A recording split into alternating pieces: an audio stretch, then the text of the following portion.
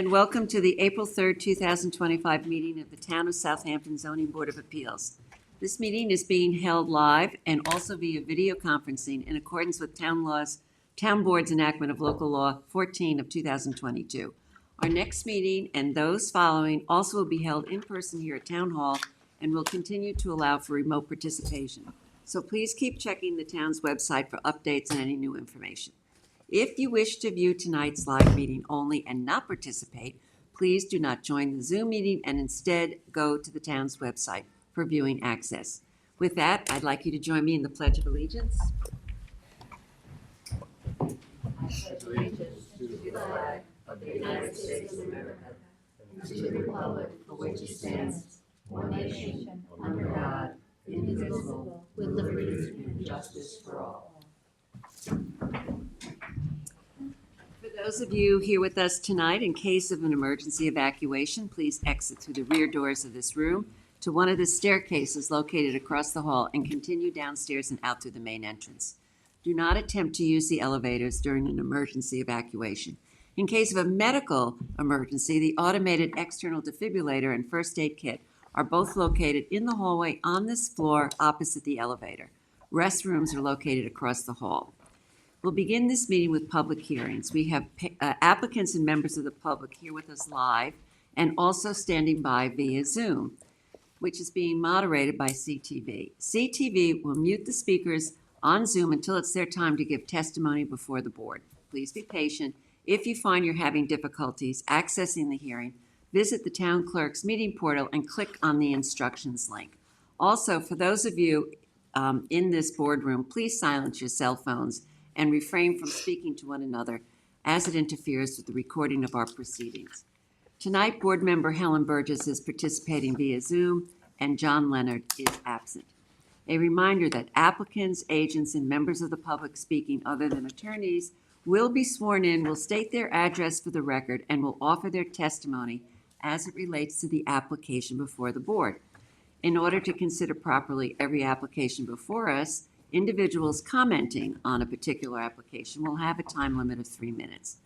Also, before handing in any submissions to the board tonight, please make sure the documents identify the ZBA application name and tax map number, and the application name should also be written on certified receipts. Unless otherwise stated, at the end of an individual application hearing, all applications will remain open for written comments for all purposes until a stated date, and those written comments can be addressed to the members of the board and sent via email, mail, and or dropped off at Town Hall to the board secretary, Candace Cowell, in the building department. At this time, I'd like a motion to approve the minutes of the March 20th, 2025 meeting. So moved. Second. All in favor? Aye. Opposed? Motion carries. Bob, would you take us I'll through the agenda? Yes, I will. Case number 6, ARYA-T LLC.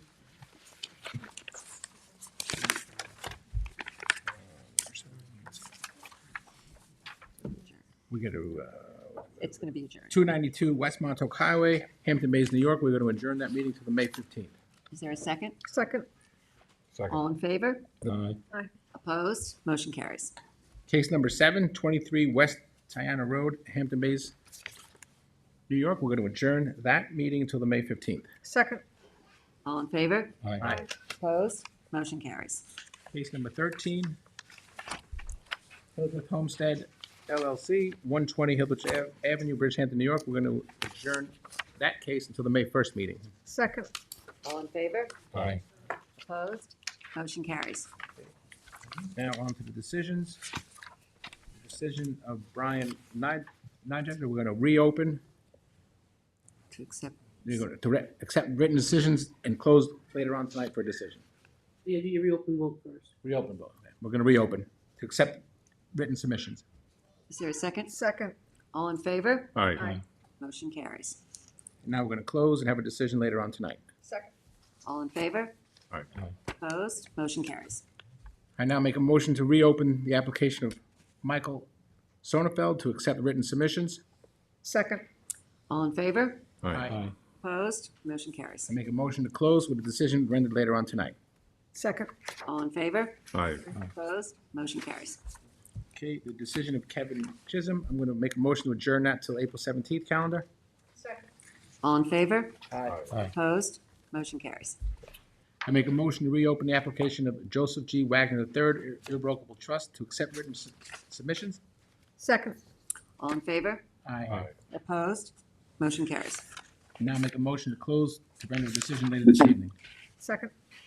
All in favor? Aye. Opposed? Motion carries. The decision of Eric Grave and Keola Grave will be adjourned to the May 15th meeting. Second. All in favor? Aye. Opposed? Motion carries. I now make a motion to reopen the application of Thomas Walker to accept written submissions tonight. Second. All in favor? Aye. Opposed? Motion carries. I now Hold on, make a. hold on a second, Bob. So I wanted to This just is have the the one, board yeah. discuss this for a second. So this was the application for the coastal erosion relief. This was one where they were elevating the existing dwelling and then they were rebuilding the decking around it to make it match the FEMA, and then they were gonna do a little deck addition. We had adjourned this decision before because we were waiting on Conservation Board, and Janice, as the coastal erosion hazard administrator, we just got their reports. I think we got both of them today, maybe. I quick sent them over to Brian Lacasio's firm because they had represented the applicant, and I had remembered one of the comments from Janice, which she typically will say, is she'll talk about retreat. Is there a possibility of a retreat? Luckily, Kevin had asked that at the hearing. He had asked her if they were considering retreating because they were literally just elevating the existing dwelling. And she did respond to that. And so I had called them and said, here's the reports, can you give us a response? So I just wanted you guys to take a look at these and see if you were okay proceeding or if you wanted to bring the applicant back in to discuss them. I mean, it very often happens, we don't hear back from any of our referrals until we've already closed the applications. If you were able to quickly look at them, Marty or Janice had basically said she commended the applicant for elevating it, and then they had said, discuss with the applicant the practicability of a retreat. Okay, I would suggest that we hold this for the last decision on the calendar so we can have our discussion at that point. I have no ability to read the materials between now and when we start the hearing, so Okay, so what do you want to do? I want to hold off and at the very end, have a chance to read it, and then we can make our decision. Okay. So let's leave it for the last on the decision calendar. Is that okay? Yeah. Is that okay with That's everybody? fine. Yep. Okay, so, all right, so then you want to, should we just hold it open gonna and then we hold- can make a Yeah. decision after we discuss it about the decision for tonight? That's fine. Okay, Just make the motion to hold it open to accept written submissions. okay. Second. All in favor? Aye. Okay. You gonna make a motion to hold it over to the end of the meeting? End of the meeting.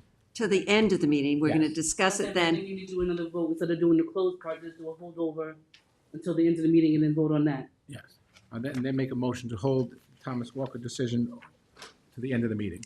Okay. All in favor? Aye. Opposed? Okay, motion carries. Thank you, Candace. And now make a motion to reopen the application of Stephen Genovese to accept written submissions. Second. All in favor? Aye. Opposed?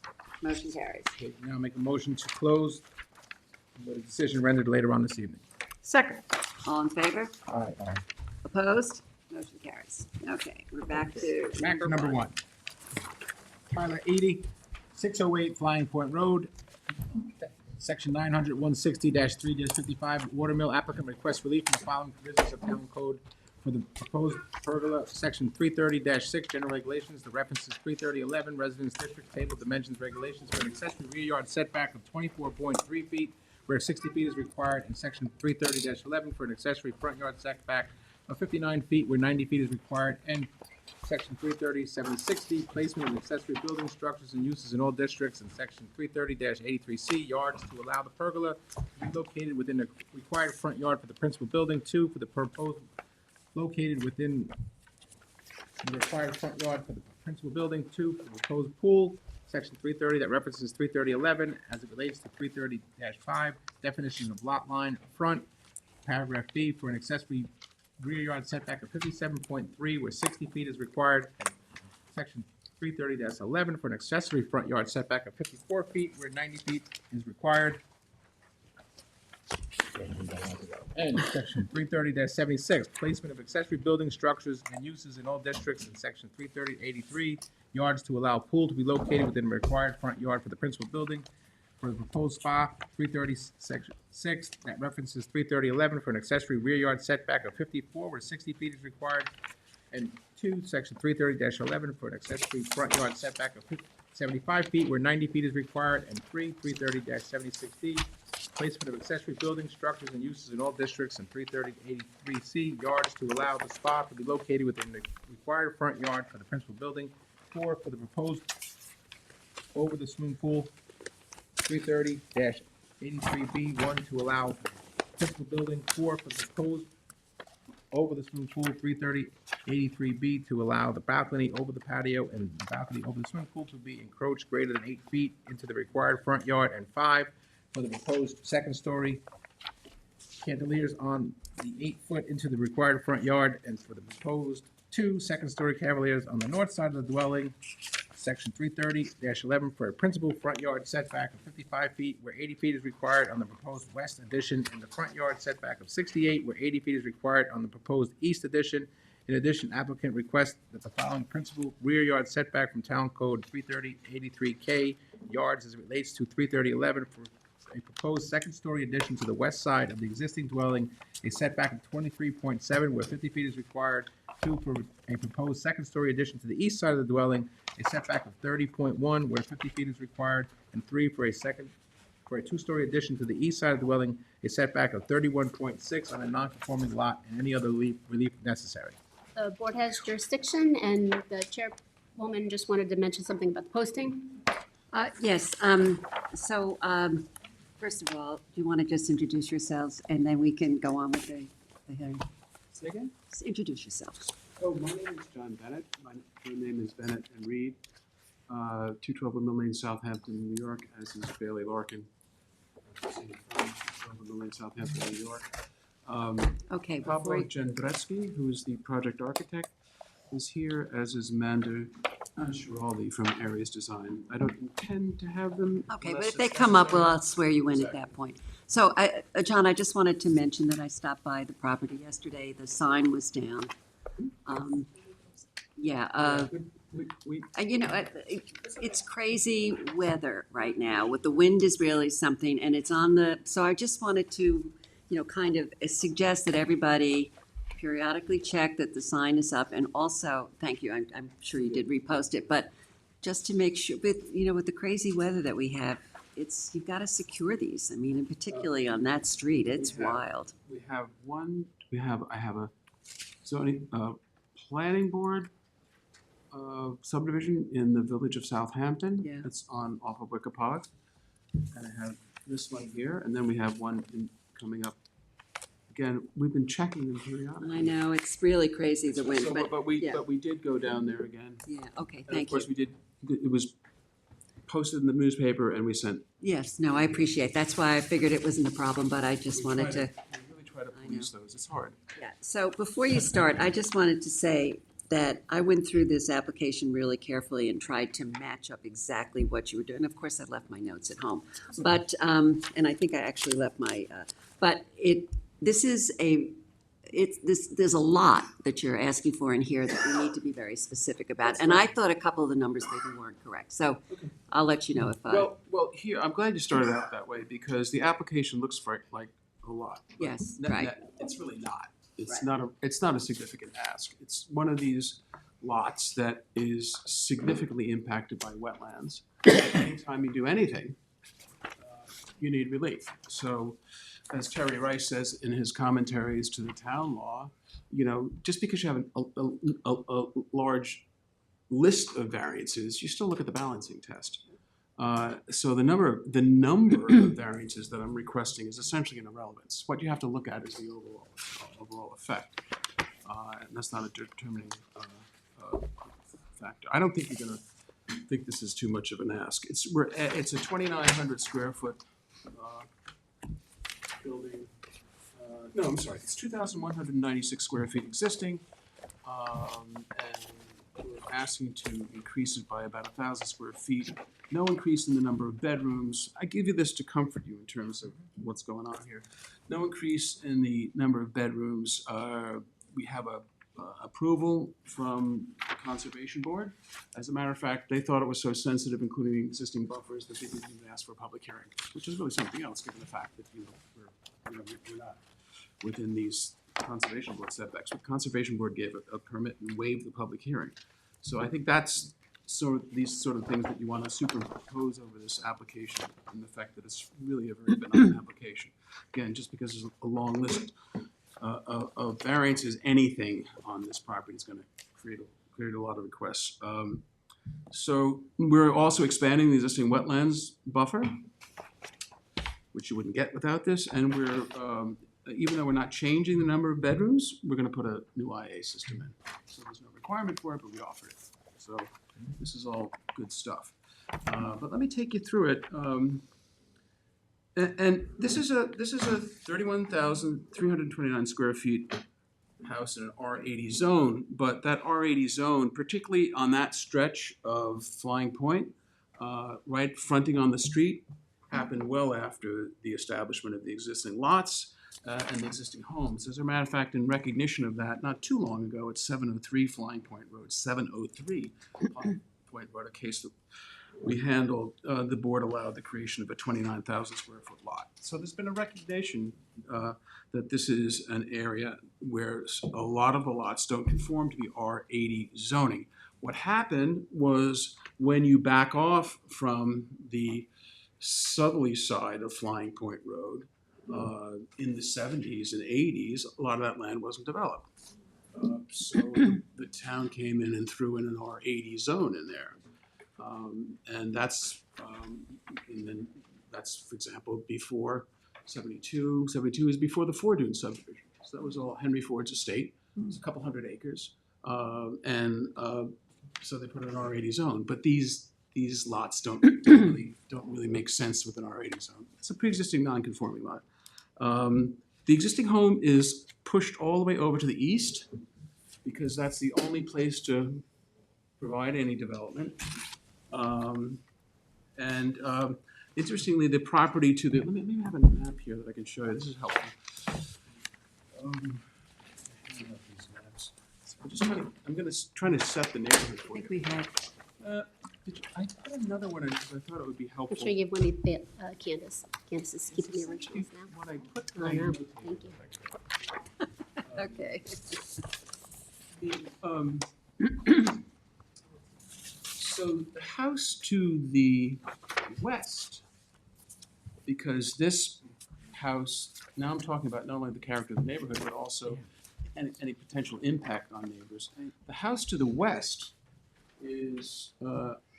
hugs the westerly side of that even smaller parcel to the west, and house to house, it's 260 feet.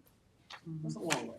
So in terms of any impact from the neighbors, and again, they're all on the easterly side of the property. The lot to the east, which is this significantly scalloped lot, has nothing but a dock on it. I don't know, it would be a difficult lot to develop. Yeah, I think so. Never say never. No. If somebody wants to put a house there, Yep. unless there's something overriding, they may be entitled to a minimal size house. I don't know, but currently it just has a dock on it. So I don't see any impact on the neighbors on that side. Then, just for the heck of it, what I did do is, even though if the issue comes up, I'll give you case law that says that losing someone's water view, unless there's something very specific in the statute, that's the Sclafani case, is not a reason to deny a variance. That was Judge Santorelli? Yeah, Judge Santorelli in the Supreme Court, Suffolk County. Somebody came in and said, you're putting this here, it's going to affect my view, and Santorelli said, properly, there's nothing in the code that says you have any right to any view. But it's sort of tantamount to the doctrine of ancient rights. Did you get an objection from the neighbor across the street? Is there any correspondence?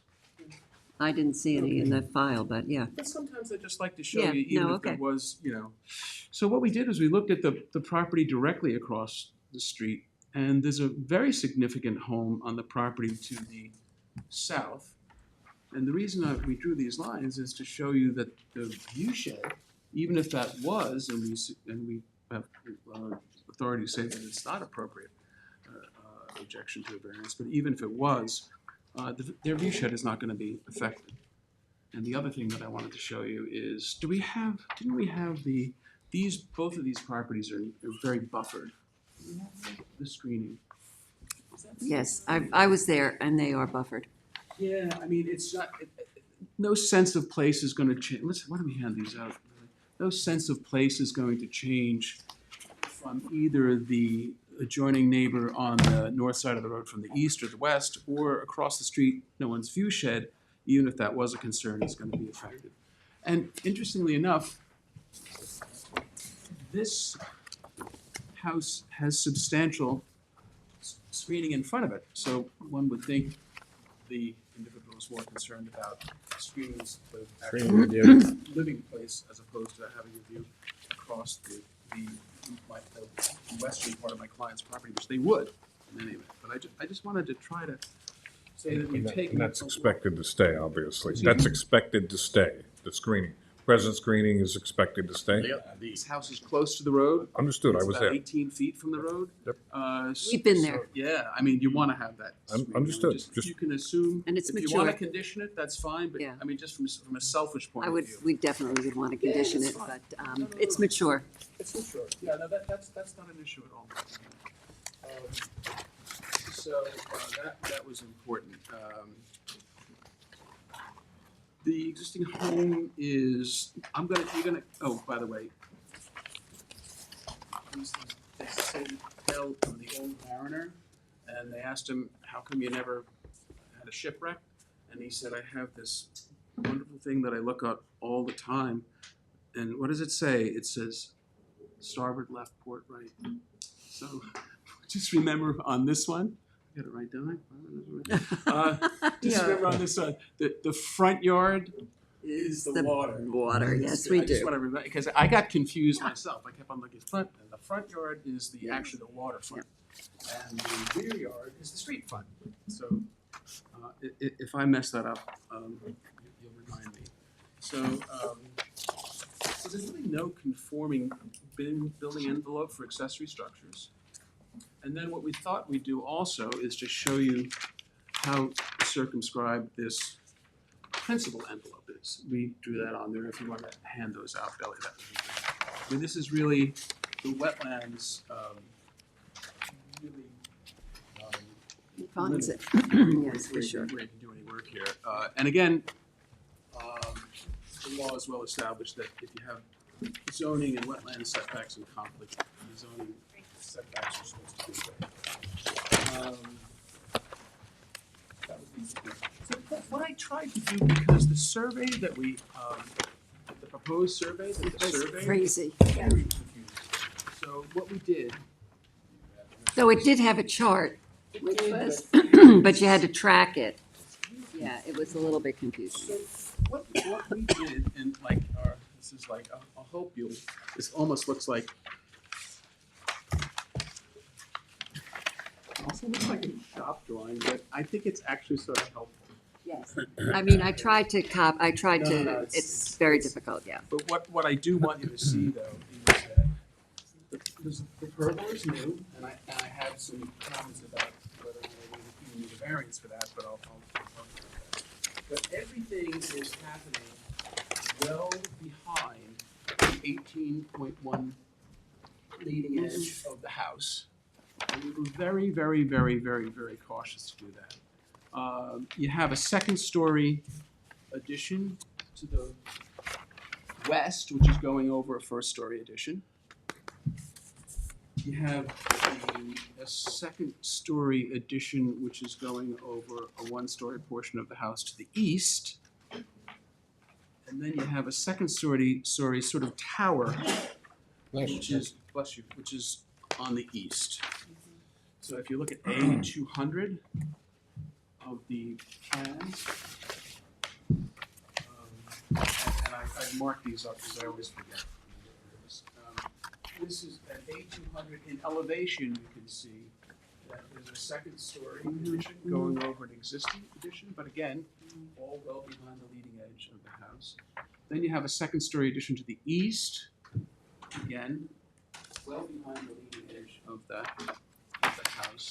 And then you have this tower-ish, it's connected, because it has to be. It's a two-story addition, it's a gym and an office. The house is being reconfigured, all the bedrooms are gonna be on, there's 3 bedrooms now, 3 bedrooms existing, they're all gonna be on the second floor.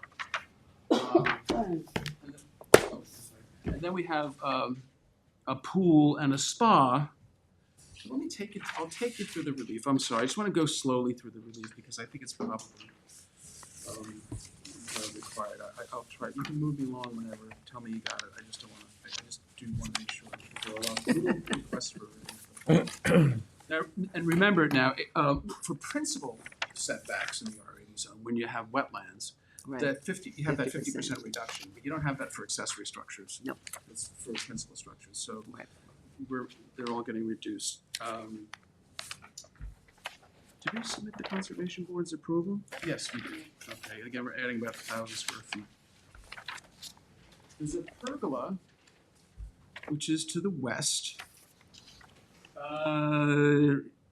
Rear yard, again, that's the street. A setback of 24.3, where 60 is required. For an accessory front yard, again, that's the front yard, water of 59, where 90 feet is required.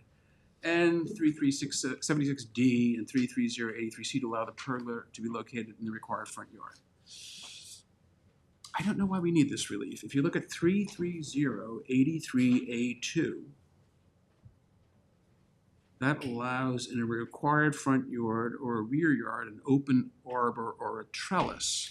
And if you look at A100, this is pergola.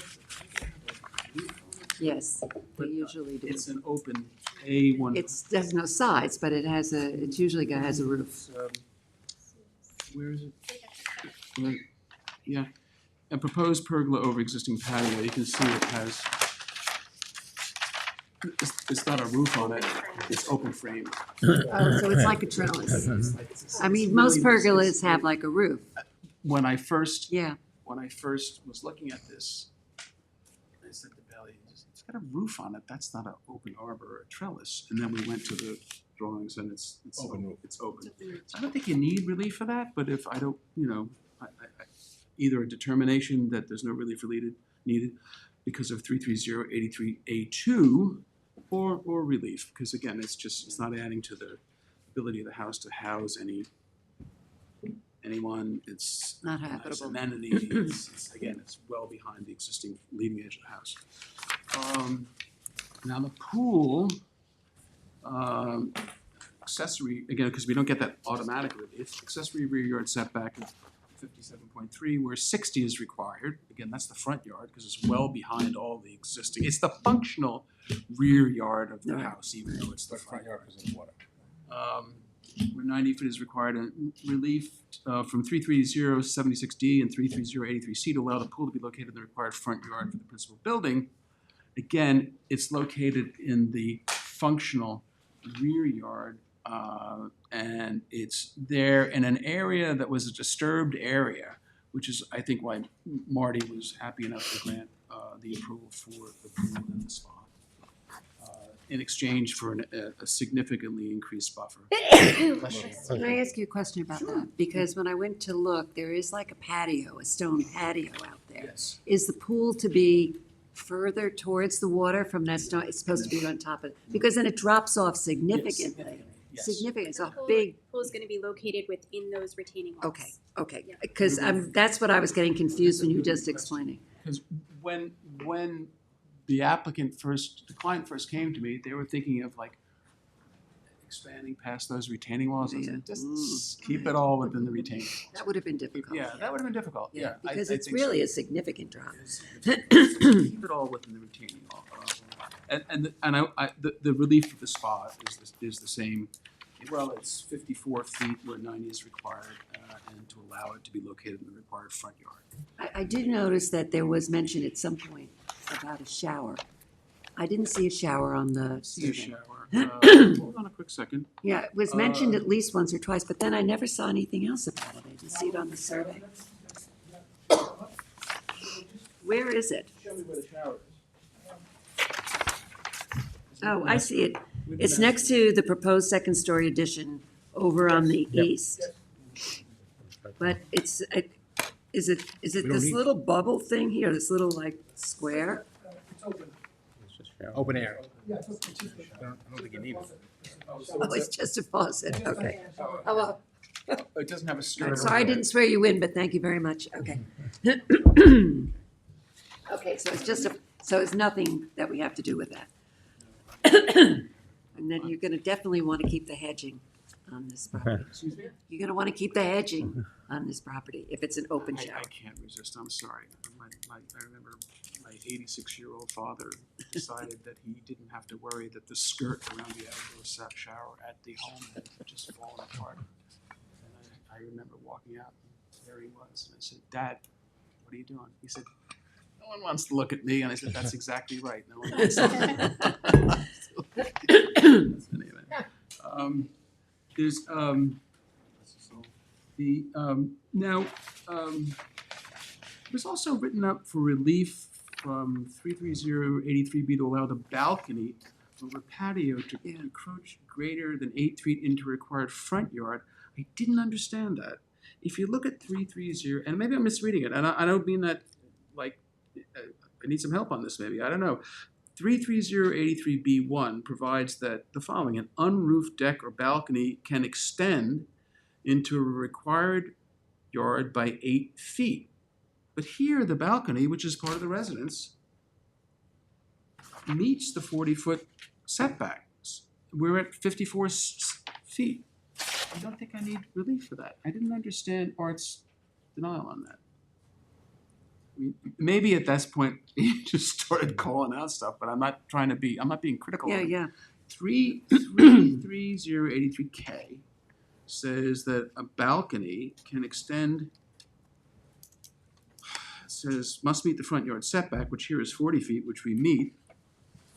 And it can, because we're at 54, and it can extend 8 feet into the front yard setback. So I don't. Is that for the principal building? Yeah. What is it, are you talking about the one for the pet? This is the balcony No, attached? Katie, it's extended. It's his proposed balcony over the. It's a part of the house. Okay. I don't know, either the relief or a determination. that we Well, but I don't understand what is the purpose of a balcony that can you stand on the balcony? I mean, Yes. if you're gonna have to comment, you're gonna have to come up I'm and, sorry, you're absolutely right. I apologize. come up and I can swear you in. Before he starts, I'm gonna see if I can remember. I think what Art has said to me. Okay. Is that code section you just read, it says you can encroach 8 feet into a required yard, Okay. but 83K is not a required yard. It's permitted. Oh, that's They just like the, no, I'm just, absurd. I'm If I may, No, I'm sorry. I'm know what sure, you're I'm not saying. sure I understood what Yeah, Candace was saying. Say it again, Candace. So I believe. I'm sorry. My, You that's were just okay. being the reporter. I'm That's sorry. okay. My understanding was that the section says required yard. What's the section now? When you just said, what is it, 83K? 338? It's 83, what is it, A, B? 83K. Okay. Oh, Not oh, fine. no, It's 83B1. That'd be B. I think what he's saying He's is, saying that it encroaches into the required yard where the reduction in 83K is not considered the required yard, is considered permitted. That, I believe, was my understanding. But I understand what he's saying. what? I know what he's saying, but it doesn't make sense. It's like it it's, vitiates Go the ahead, Katie. entire reduction no, section. I'm not gonna speak for him. But that whole discussion came up when we were talking about, I mean, it's too academic, it's the first public hearing. I understand what he's saying.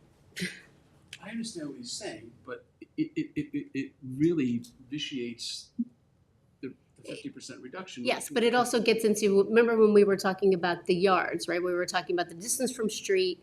I think you guys challenged that interpretation, yeah. right? And then we were talking about whether or not you would be doubling the required yards, and 83K reduces your principal front yard setback, which is your distance from the street. And then we were trying to figure out before we had changed the town code section, what does it do to all those accessory buildings and structures? Because there was no setback for then, I understand that. but that's what we were trying to This figure. is attached. It's attached to the Principal building. principal. Structure. The balcony is. Yes. Oh, so That's why he can't, you're saying he can't have it both ways. He can't be attached to the house and benefit from 83K and be in the required yard. That's what you're saying. Okay. That's all. I know. Yeah, I'll ask him. Let me swear you in. Do you swear to tell the truth, the whole truth, and nothing but the truth? Yes. Please state your name and address. Pablo Jendretsky, Okay. 809 Okay. Edge of Woods Road. Pablo, how you spell your last name for me? JENDRETZKI. Thank you.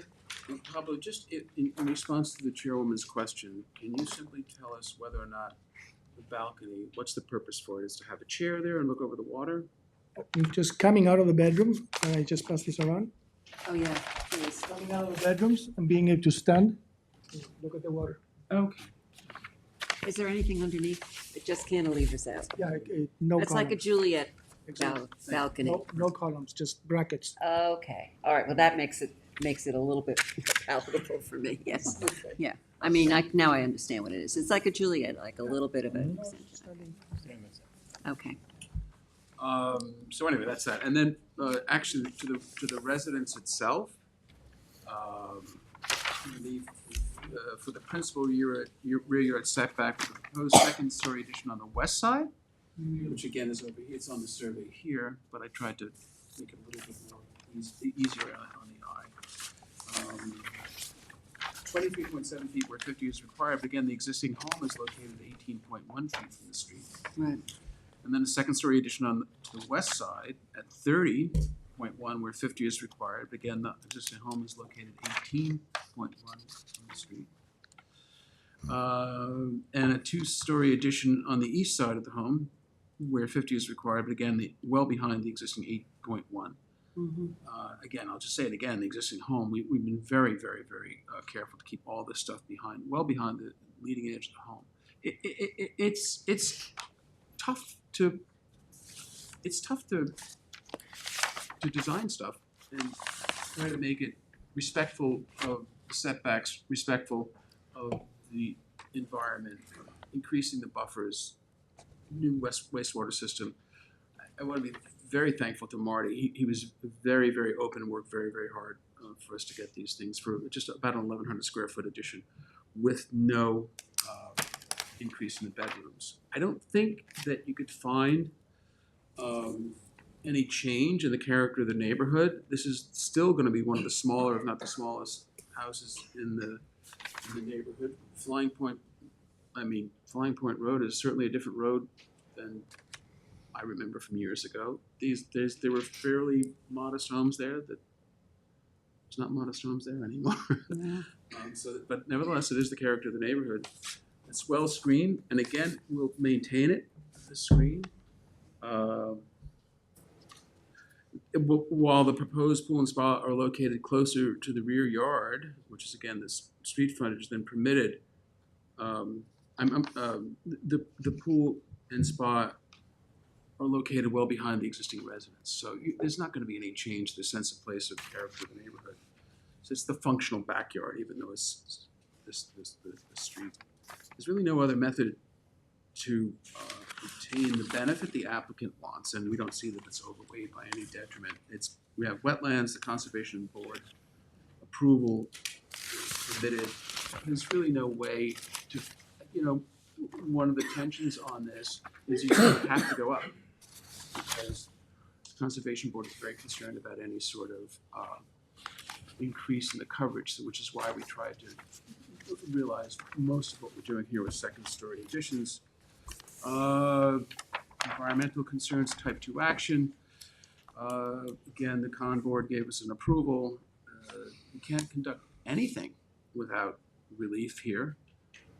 1,000 square foot, really no other way to change the benefit, and it's the minimal necessary to achieve the benefit that the client wants, which is, we believe, a fairly modest increase of to the house. And I don't see particularly with that blessing from the con board, that there could be any negative detriment that would outweigh the benefit that the client wants.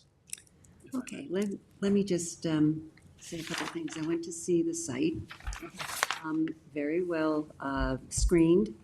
I noticed the hedge on the eastern portion next to the empty property with just the dock on Yes. it.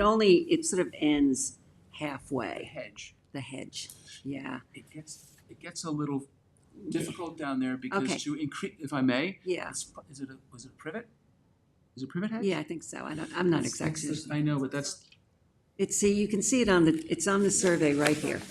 oh, Goes up to about where the proposed shower is. yeah, the problem that I have is I would be more than happy to plant that out, but it's probably what Marty would call an exotic, and it's within the wetlands setback. I'm It's not in the wetlands, it's not in the wetlands buffer. It's still in the building. Oh, area. if you want us to further continue that hedge on the property to the east, that's no problem whatsoever. We can Okay. do that. Okay. I would be sort of. Okay. Then the other thing I wanted to say is that, I went through very carefully, and I left my notes at home, as I said, but I did notice there's a difference of opinion on the setback data that you have on the survey for the proposed spa. You have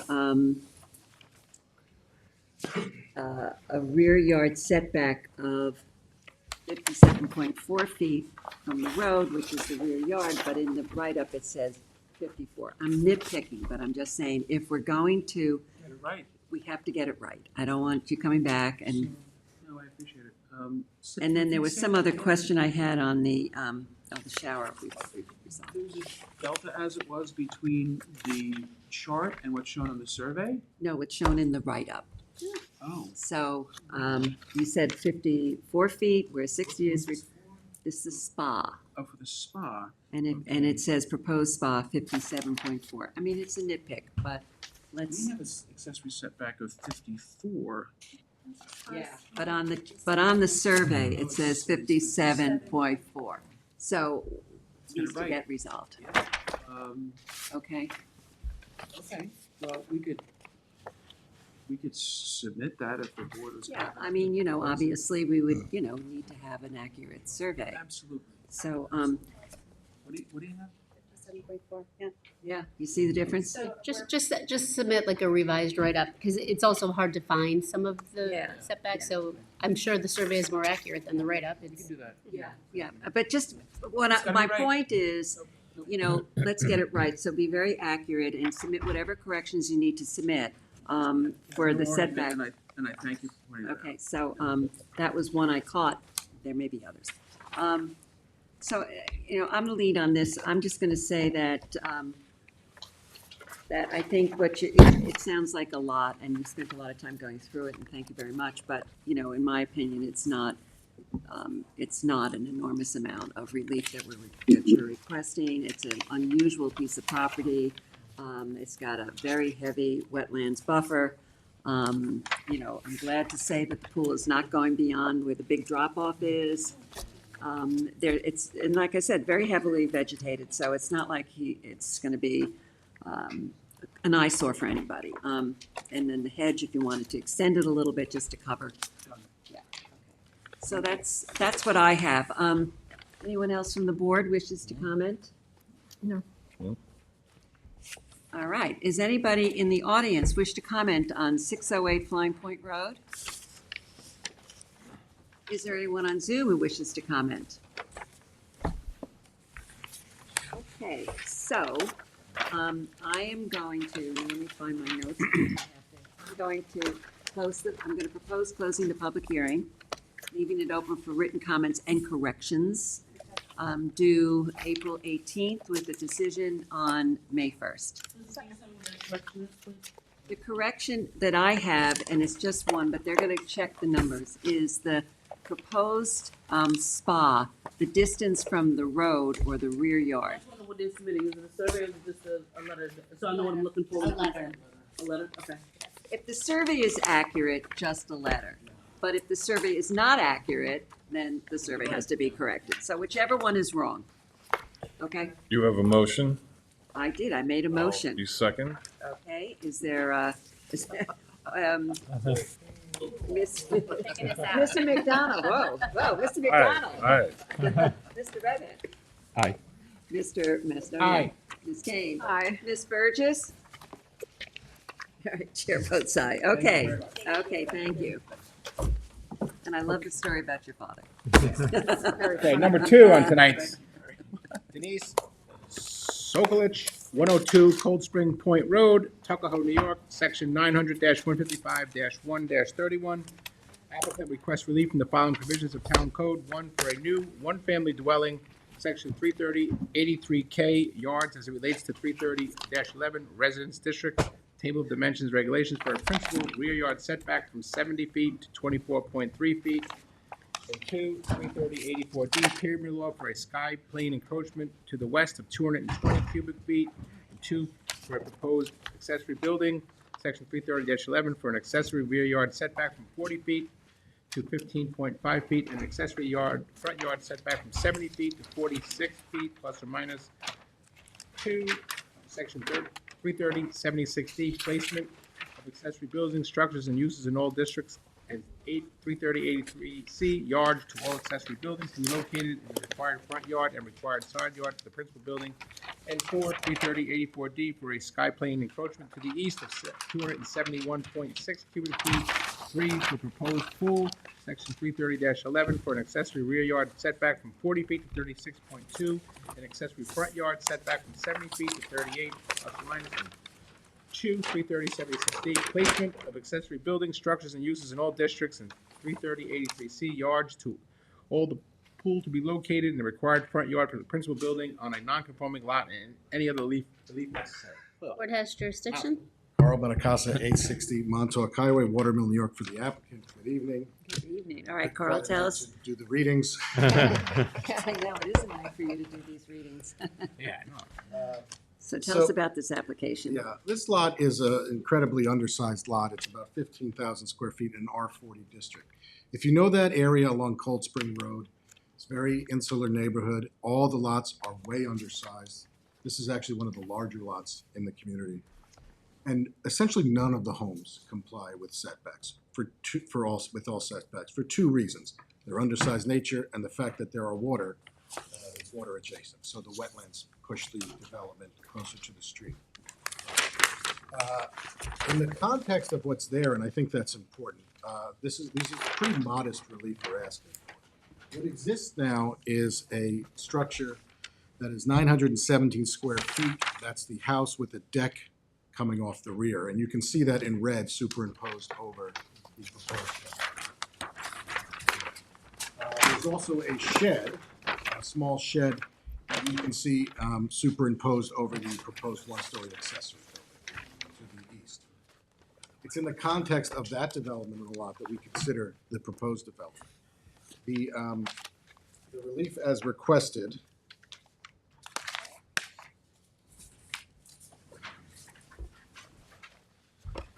first is for that pyramid relief.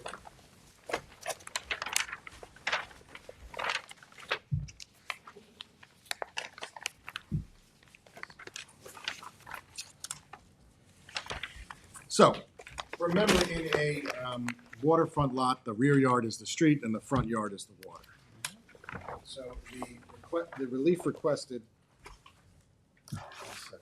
I think I lost my little.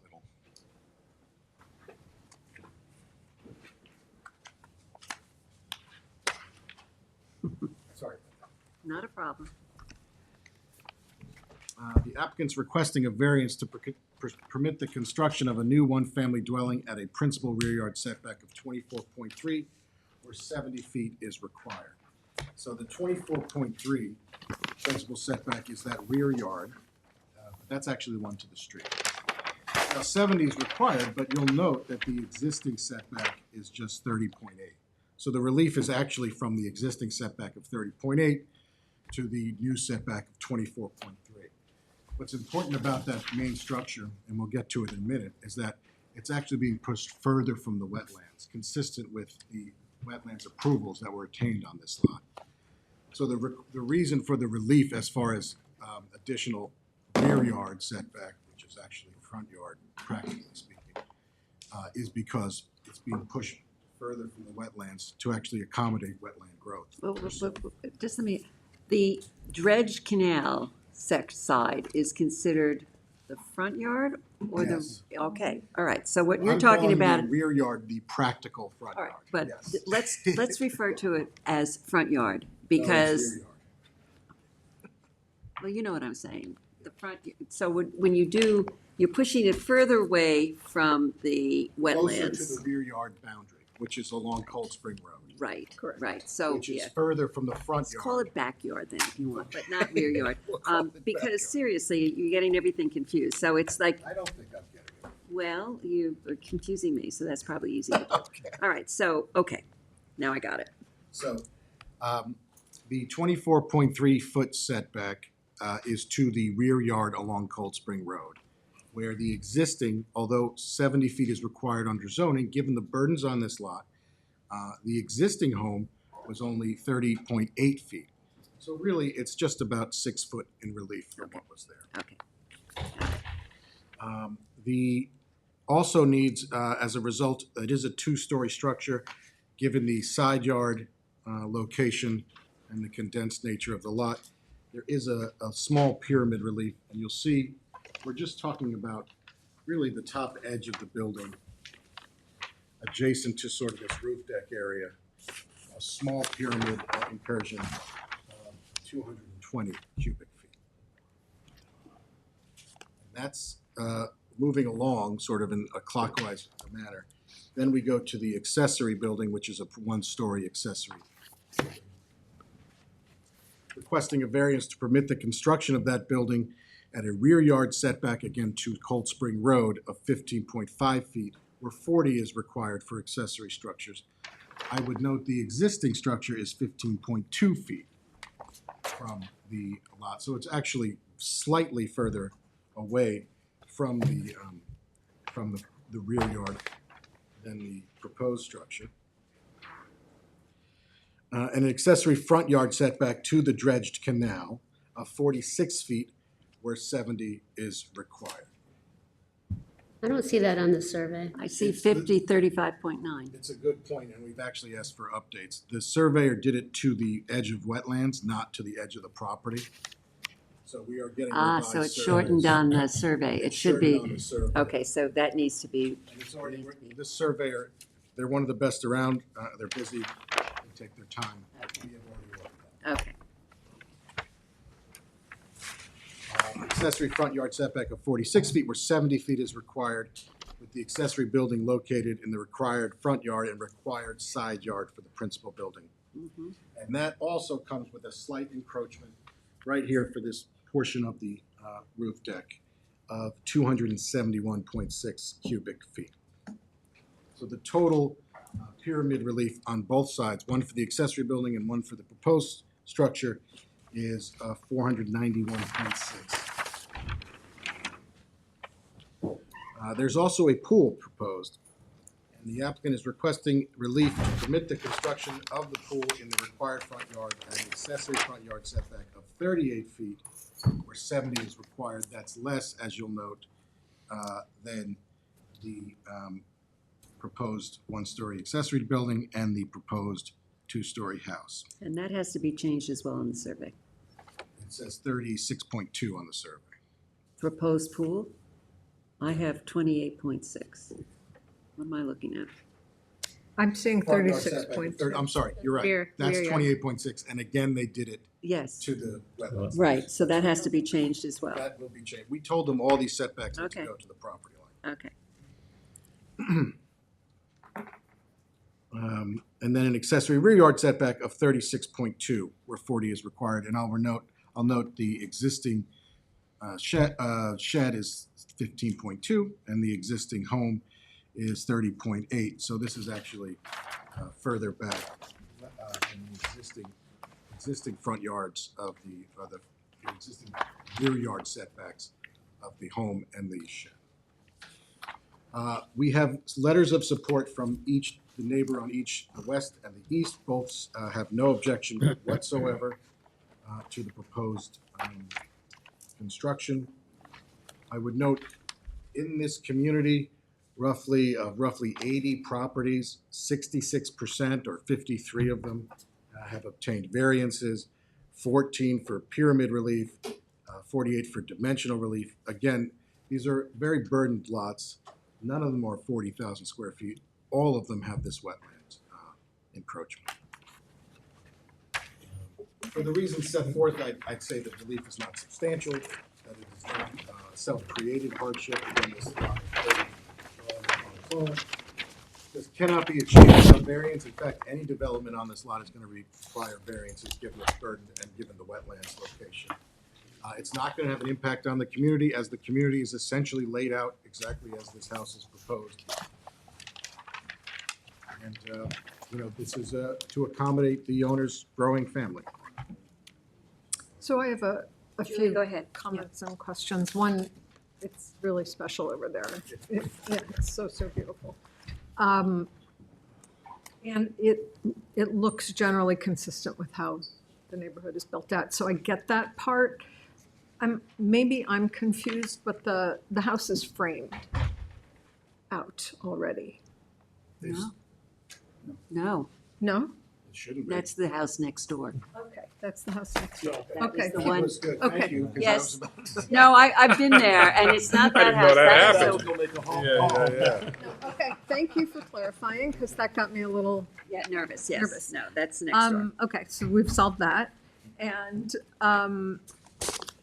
the one thing, I drove around the neighborhood, the one thing, and I couldn't see into every backyard, which is really front yard, but it looks to me like there aren't so many pools in the neighborhood. So that's the one thing that feels like it's a little bit of an outlier here, and it does require relief. So I just wonder if you have some thoughts about that, or maybe I'm misunderstanding and there are a lot of pools and we're just There not are seeing pools them. in the neighborhood. If you want, I can get you a full analysis of the. I mean, I think I'm satisfied if you say there's a bunch of pools, and my colleague is showing me a bunch of pools online. Okay, so that's helpful, because I could not see them. But for me personally, it's a little hard to object, because I think that's how the whole neighborhood is constructed, and so it seems consistent. Yeah, and it's important to note, this isn't your concern necessarily, but the Wetlands Board has pushed us far from the wetlands, and that's why we need this relief. And I would Makes also sense. note that the house and structures are now going to be set back significantly further from those wetlands vegetation, which is always a community interest. So I also went to see the property. It's actually one of the broader properties on the street. I think it's a modest proposal. I understand how the house is going to get closer to the road to protect the wetlands. I don't really see that this is, an extraordinary ask. The only question I had about the pool was, number one, what is the size of the pool? It's not noted on the survey. And what's the, is it just gonna be right out there on the road? I mean, what kind of Screening? screening is there gonna be? I mean, that's, There's a proposed deck around it. The pool is I know, but the noted. deck is not gonna be It's not gonna be higher. screening, No, it's not gonna be screened. Proposed pool is 204 square feet. All right, so what is that, 10 by 10 or whatever? 10 by 20 might be. Or something, yeah. All right. But I would ask for a clarification as to, because again, we're giving you the relief of the setback. I'd like to know that there's some kind of a screening of the pool area. Sure. So we can submit written comment with a proposed screen. Are you just curious, or do you have a preference for the type of screening? Something that's going to Screening. be screening. I mean, come up with something Fence or creative. trees or something. Yeah, I mean, and, probably something that's, green all year. But I think because if you're asking for setback relief from the road, Yep. and this is, I understand it's the rear, but it is still the front. So, I definitely need to see something on that. So I will get you a landscape plan during the written comment period. Okay. Anybody else from the board who wishes to be heard? Is there anyone in the audience who wishes to be heard on 102 Cold Spring Point Road? Anybody on Zoom who wishes to be heard? Okay, Julie, this is yours. Yes, okay, so we are going to close the public hearing. Keep it open for written comments until April 18 with a decision slated for May 1. Second. Ms. King. Aye. Mr. Mastriano. Mr. Revan. Aye. Mr. McDonald. Aye. Ms. Burgess. Aye. Chair votes aye. Okay, thank you, Carl. Thank you. Thanks, Carl. Good night. Okay, so, number 3, Michael Stone and Dorothy Stone, 9 Cedar Lane, Noyak, 900-6-1-45. Applicant requests relief from the following provisions of Town Code. 1, to legalize a second-story addition to an existing one-story dwelling, 330-84D, height pyramid, where a pyramid encroachment of 87.72 feet on the southwest side of the dwelling. 2, for proposed two-story addition on the east side of the dwelling, section 330-115D1, for a proposed continuance for a principal total yard setback 34.6 feet, where 40 feet is required. And 330-115D2, for a proposed principal rear yard setback of 31.3 feet, where 32.9 feet is permitted on a non-conforming lot, and any other relief necessary. Board has jurisdiction. Carl Benacasa, 860 Montauk Highway. For the applicant, I am subbing in again, somewhat last minute, for Mr. McCulley, who submitted the application, did the posting and all. But it's a pretty straightforward application. It's again in the R40 zoning district. Again, it's fairly burdened. Its lot size is only 11,276 square feet. It's incredibly undersized as a result. It's actually in a strange neighborhood. The lots directly to the south is zone HC, which is a commercial district, and improved with a grocery store, deli, and associated. I think it's parking. north. I think it's north. Did I say South, yes. It may be north, yes. It's north. So the relief is to allow legalization of a second-story addition, which is a somewhat minor addition, and the cubic relief required, and it's going over an existing lot, is just 87.72 cubic, which is incredibly modest request for cubic relief, or pyramid relief, given the existing structures and the need to build on that existing structure. They also want to build a large addition to the home, which will include a garage. The relief needed for that is not pyramid or height or any of that. It's a relief of 5.4 feet to allow a total side yard setback of 34.6, where the minimum total is 40. So 5.4 feet on the total side yard setback, and then a relief of 1.6 feet to allow a two-story addition at a rear yard setback of 31.3. Where that 32.9 is permitted as the principal rear yard. You can see on the survey that small portion of the addition. That's these. But that's it. Very modest, just really to accommodate a dormer, portion of a dormer, relief, and then that 5.4 feet on total side yard and 1.6 feet rear yard. Okay, I can John, go through variances Yeah, yeah. granted in the neighborhood, but I don't know that I've asked John Redhand to take John Leonard's role in this. I don't know if you're prepared to ask any questions. Hey, give me a second here. Thank you, John. Yeah, So you see if I can give you a hard time on something. yeah. Let's give him a hard time. Don't want to make the day too easy. So what part of this is built? The second floor is built already? I don't, again, I just got this. It's a Yeah, proposed. it's, have you seen it? It's like a little cottage with dormers, I think Kevin and I. I never got there with the road construction. Oh, yeah. I got redirected back into the village. Trust me, I got there. Okay. So the way it sits, it's a small cottage with dormers, and I think it's the dormer that It's existing. is existing. It was built without, a variance and a pyramid variance. So that's one of the requests. So legalize that. Yeah, to legalize that. The other thing is that they're recommending building a very large addition, all of which I think is going to be a garage. Well, it's 2 stories, but yeah. It's 2 stories, but as far as I could tell, the second story is not supposed to be habitable. I don't know. I mean, that's the way it looked to me. in the proposal. It's backs up to the parking lot to Cromer's, and it's on a private road. So I think a lot of the issues about setbacks are really, yeah, irrelevant. I mean, it's like, the setback relief is on the Cromer side, so, and they've got a big fence. I mean, that's not gonna be an issue. If this were a detached garage, there would be size issues. Well, definitely size issues, but it's a detached It's a garage. detached It garage. is attached, so that's one of the reasons we don't have to look at the size of the accessory structure, so.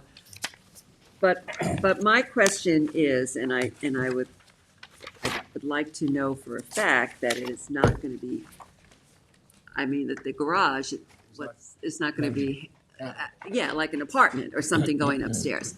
So it's not gonna be habitable. Did anybody else pick up on that in the descriptions? No, but Well, if it's attached to the house, it doesn't really matter whether or not it's habitable, That's true. but it might trigger road review. Say that last part. Road review. That's a building department issue, right? I'm just saying, Yeah, it because it's might. attached to the house. Yeah. But as far as this board's concerned, I don't think it's relevant. Not our problem, yeah. No. Is there anything else again? No, but we do have one neighbor. Oh, we do have a. I think it was a neighbor. Did you know anything? I didn't see that. Was that in the? It was in the packet, we Yeah. got this just Very before well the meeting. Supportive or objection? Adamantly opposed. Many, So- many issues raised. yeah. Interesting. That's it. I was only picked up on this. So I will ask Candace for it, and perhaps we can respond on the written record. Or we can adjourn. Okay. Is there anybody else on the board who wishes to be heard on this matter? Is there anyone in the audience who wishes to be heard on 9 Cedar Lane? I just had one issue because I actually was on my way there, and then I did get diverted because of the road work they were doing in Noyak, and I never found my way back. But, so I know that some of the structures and some is still proposed, and there was no septic system shown on the survey that I saw. So I wasn't clear if there's an old septic system with old technology, or was the intention to put, and I had the same issues that the chair had, which is there livable space on the top of the garage, and is this an accessory apartment waiting to happen? Right. Kind of with a wink and a nod, not by you, but, Right. these things happen. So I was wondering, what's the plumbing in the garage section, and what's the septic plan for that, if in fact it is some, an office or habitable or something like that? I guess I'm feeling insecure about what the purpose of this addition is, and that maybe we need some further clarification on that. I have that same concern, and I don't know if we can clarifying that would be useful. Yeah, it would, Speculate. Yeah. I would have to agree with Yeah. Rob. I understand your concern, and I'm happy to get you answers as a courtesy. Okay. Really, it shouldn't impact the board's decision. That's. We're asking for dimensional. Yeah, okay. It would be helpful to get some So I further will ask him clarification. and get you that Is information. the septic system a fair question? It's actually not, but I will give it to you. Thank you. Well, they add bedrooms. There's no, every question's a fair question. It's just, I would argue it's not relevant to the relief. Yeah, okay, But I and will that's fair. certainly get that information. And that's fair. Okay. This seems to be, what this letter is that a neighbor complained Yeah. about some unresolved issues between neighbors of, backyard fences and stuff like that. The size of the addition. Was there a request for more coverage than was allowed? There isn't. No. All right. So that's got nothing to do with the size. Yeah. This is Yeah. they should refer to code enforcement. Yeah. Right. Thank you. Can I have Have this? to address it. Yeah. So anybody on Zoom who wishes to be heard on 9 Cedar Lane? Okay, so, There's also revisions that need to be done pursuant to the building department comments. I know, I'm just handing them to you. yeah, Request relief of the following. Yeah. yeah, you need to survey, the survey needs to be corrected. indicate the same revision date for the existing dwelling. Yeah.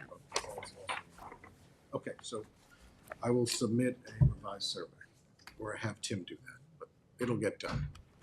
Get answers on septic, and I will get answers on intended use. Okay. Okay, and that can be done as a written submission. Correct? Correct. Yeah. I'm sure it is. Okay, so, John, do you want to take Sure, we're the, gonna yeah, go ahead. Close written comments on 418 Right, and decision on 51. Second. Mr. Reddick. Mr. Aye. Macedonia. Aye. Ms. Kane. Aye. Mr. McDonald. Aye. Ms. Burgess. Chair votes aye. Okay, thank Is you, that Carl. 5-1 the decision? 5-1. 5-1. Okay, thank you. Number 4, Ronan E. Seltenreich, 5 Central Avenue, East Quogue, 900-315-3-7. Applicant requests relief from the following provisions of Town Code for a proposed one-family, two-story dwelling on a non-conforming lot, 330-84B, Pyramid Law, for a sky clean encroachment to the south of 3,366.16 cubic feet, and to the north for encroachment of 3,366.16 cubic feet, and 1,151.16 cubic feet, for a total encroachment of 7,883.48 cubic feet, and any other relief necessary. Board has jurisdiction. Okay, this is yours, Yep. John. So you didn't have any floor plans drawn up for this year, right? You gotta swear everybody Oh. in. I thought they were. Oh, I'm sorry. Do you swear to tell the truth, the whole truth, and nothing but the truth? I do. Please state your name and addresses separately. I'm Ronan Seltenrich, 5 Central Avenue, East Quogue. Ed Seltenrich, 7 Seashore Avenue, East Quogue, AKA Dad.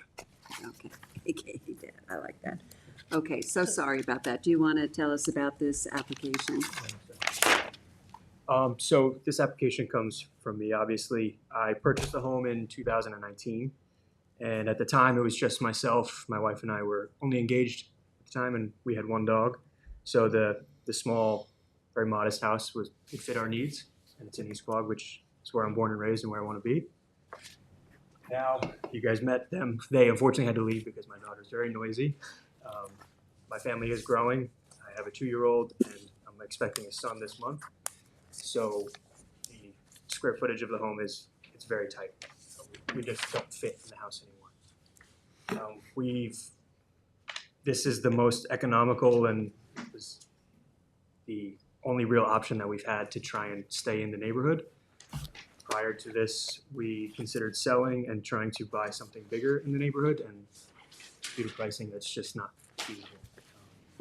We're completely priced out of the market, so this is what we've come up with. We worked with a builder to try and cut down on how much of the encroachment, because we do understand we are violating the pyramid law, and we've knocked down the dormers on the roof to try and conform as much as we can. The lot is very narrow. Any addition going upwards violates severely on the pyramid law. John, do you want Yep. to start the So- discussion? If I may, Yep. the lot is only 60 feet wide, so it was really tough. And if you drove by the house, if you blinked, you missed I it. know. It looks like a shed. So it looks like a shed, so honestly. We did drive by the house. I did drive by the house. I went to see it. Small, very cute little house, but small. So the lot was 60 feet. When Ronan contracted an architect, they drew up a set of plans, and with a stick-built home, it was just priced ridiculously. He's a police officer, he works midnights, there was just no way he could do that.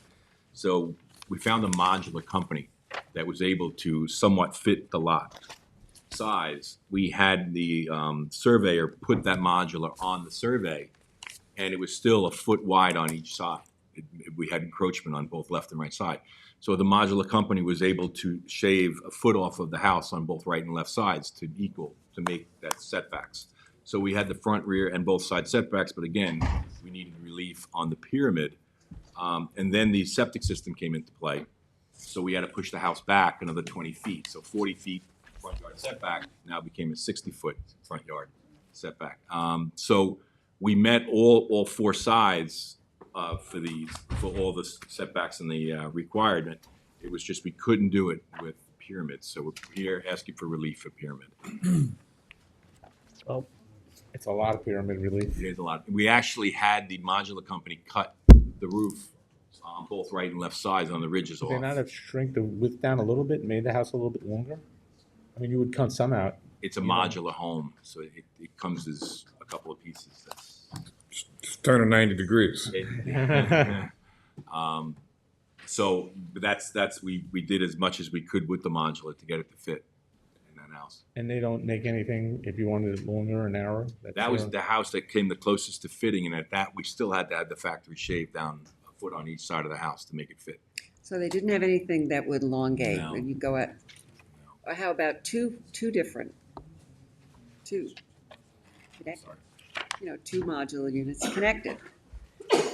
The problem we're gonna have is that it's an enormous amount of pyramid relief, and it's very much not in keeping with the neighborhood, which is, basically lower level homes, shorter, not so high. It is a very narrow lot, and you can see why you would be, asking for pyramid relief, but we often, on these kinds of properties, try to see if there's some way that we can use, stretch out the lower level further so that the pyramid relief is I reduced. think if you could make the house a little narrower and a little longer, just cut some of that pyramid relief out to I bring know, it but down. what they're saying is, but there must be I know, other but there are modular. other, I understand what they're saying. If anything, Yeah, I yeah. understand what you're saying. Yeah. I mean, our concern, I have the same concern, I visited when we were ready for the first meeting, and I still remember the site. So, most of the houses are pretty modest in size, and a structure with that kind of pyramid relief, I think, would dwarf the average structures for the area, set a bad precedent. I'm concerned about, you do have depth on the property, and, I'd ask you to really think about how to reconfigure the proposal such that you can take advantage of the length of the property that you have room for, and with your gable running with the length of the property, you would have a lot less pyramid relief than you have right now. Susan? Yes, go ahead, Helen. I agree with both John and Kevin, and I think if necessary, he might not be able to have a modular home. He can go with our comments to whoever and have built what would permit us to be able to say yes for a lot less pyramid relief. And so, A get long both. lot. Sharpen it. To It's get a very long lot. It's a very thin but long lot. Yeah, no, it's long, 281 feet. Even at a one-story home, you're still gonna be Yeah, but you have looking room to for put a nice house in, so relief. a little bit narrower and longer. Mm-hmm. We're more apt to grant setback relief as would be pyramid, over 7,000. It's gonna be very difficult to come to get 4 members to vote for that. Yeah, that's gonna be, The concerns that It are just raised, creates a unfortunately. precedent. it's an adorable area, it's a wonderful area. I know why you wanna stay, it's right across from the school. I'm born and raised there. That's I why know, wanna be there. we want you to find a We want this, solution for this, because, we would love you to stay there, but this is an enormous amount of relief for us to grant. And as Kevin said, we granted here, and then somebody next door, and, it's like, becomes, it's a snowball effect. So, can you, give it a little thought? We can give it absolutely plenty of. Yeah, we would, and we really want to be as accommodating as we can be. We understand your situation, and we want to keep you here. We want you to be happy. But, see if you can't be creative in coming back with something that we can discuss further. You've got it's narrow, but it's long. They have I no mean, other it plans is- for the prefab company? I'm sorry? There's no other plans for the prefab company? Because there are a few out They- there. They just came back with stamp plans now, but they didn't want to go any further until we got through this Right, I process. noticed, that was smart. And, Right, you know, just Yeah, because no, of that's financial fair, reasons. and that's fair, but I think, you could challenge them, and I'm sure that they come up with creative ways to handle different kinds of situations, and I think the idea of a prefab is great. I think it's really a great way to go, if you can find something Right. that can accommodate what your needs are and try to meet some. We probably are gonna end up having to grant some kind of pyramid relief, but, Well, there will be, even a first floor will be a pyramid relief. and we understand that with the width, but this is just, it's way more than we'd be able to at this point. Okay. Did I Yes. speak or? No, I Everybody? think I we're think pretty we share consistent. that. Helen, anything else? I'm sorry, I cut you off. Are we adjourning this for them to go back and come back Okay, to well, it? let's ask if there's anyone in the audience first. And is there anyone in the audience who wishes to be heard on, and what's the address here? 5 Central Avenue, East Quad. 5 Central Avenue, East Quad. Is there anyone on Zoom who wishes to be heard on this matter? Okay, John, this is yours. So we're gonna leave it open? Yeah, when do you want to come back? When do you think? We have, As soon as possible, yeah, we'll notify the builder. do we get numbers when, what do we have, May 1? I think May 1, only because once you get the new plans, I mean, he has to submit them to me. Yeah. I gotta get them to you. I don't think we can do that by the 17th. Okay. Well, you're going to be a little busy in the next 2 weeks, so I think the 1st of May is probably a good idea. What do you think? Do you agree? May 1st? Yeah, okay. We're gonna leave open to 5-1? Yeah, we'll hold it open to 5-1. Okay, is there a second? Second. Okay, Mr. Redmond? Aye. Mr. Massario? Kane? Aye. Mr. McDonald? Aye. Ms. Burgess? Aye. Chair votes aye. Okay, good. Thank you. Congratulations Good luck. and very good luck. Number 5, John Nelson, 75 Sam's Creek, Bridgehampton, New York, 900-134-4-38. Applicant requested determination that the subject parcel, Suffolk County Tax Map 900-134-438, is held single and separate ownership from all adjacent parcels and thus entitled to relief pursuant to 330-115D. Board has jurisdiction. Okay, John, do you want to introduce yourselves? My name is John Bennett, and my third name is Bennett and Reed, and Bailey Larkin is here with me. Okay, so tell us about this application. Just do the update. Let me hand out I gave copies of the subdivision map with the application, but I have some additional ones because it's harder, so you don't have to pull it out of the application form. So my client owns lot number 10 on the subdivision map. The subdivision map was approved in July of 1970, and it was the approved pursuant to the 57 zoning. It's the RA zoning district, which was a 40,000 square foot requirement. This lot is 47,467 square feet in size. So it's a lot. As we are today, every one of these lots has a house on it. They've all been developed, and they've all been developed really under the RA zoning district. Because as you know, when you have an approved lot that's approved by the planning board, and they're in single and separate ownership, you get to apply the RA zone. The zone that was in effect when the subdivision was approved. So again, here lot number 10. Subdivision was recorded in 1970. At the time, the minimum square foot requirements for a lot was 40,000 square feet. This property is 47,467. In 1972, this portion of Bridgehampton was upzoned from RA to R60, requiring 60,000 square feet. And since that time, the property remains in the RA zone. Under the New York State Town Law 265A2A, the lots filed on a filed subdivision map are exempt from rezoning for a period of 3 years. So here the lots were exempt until July 1773. But this property has only been held in single and separate ownership since March 11, 74. So it missed by a little bit less than a year. So prior to that date, the same property was held in the same ownership as the immediate lot to the south, 61 Sands Creek, which is lot number 9 on the subdivision. This lot's always been a separate lot. Lot number 10 has always been a separate lot, separate tax map number, separate street frontage by way of the flagpole. And, this property has been developed since, what was the date? Both lots had a building permit and has COs from 1973. So their houses on these lots. There's a Norman Jaffe house on this lot that's owned by my client, Mr. Nelson, who's here. And so this lot and the lot which it purportedly merged with have been separately maintained and each have their own home, separate home on them for 48 years.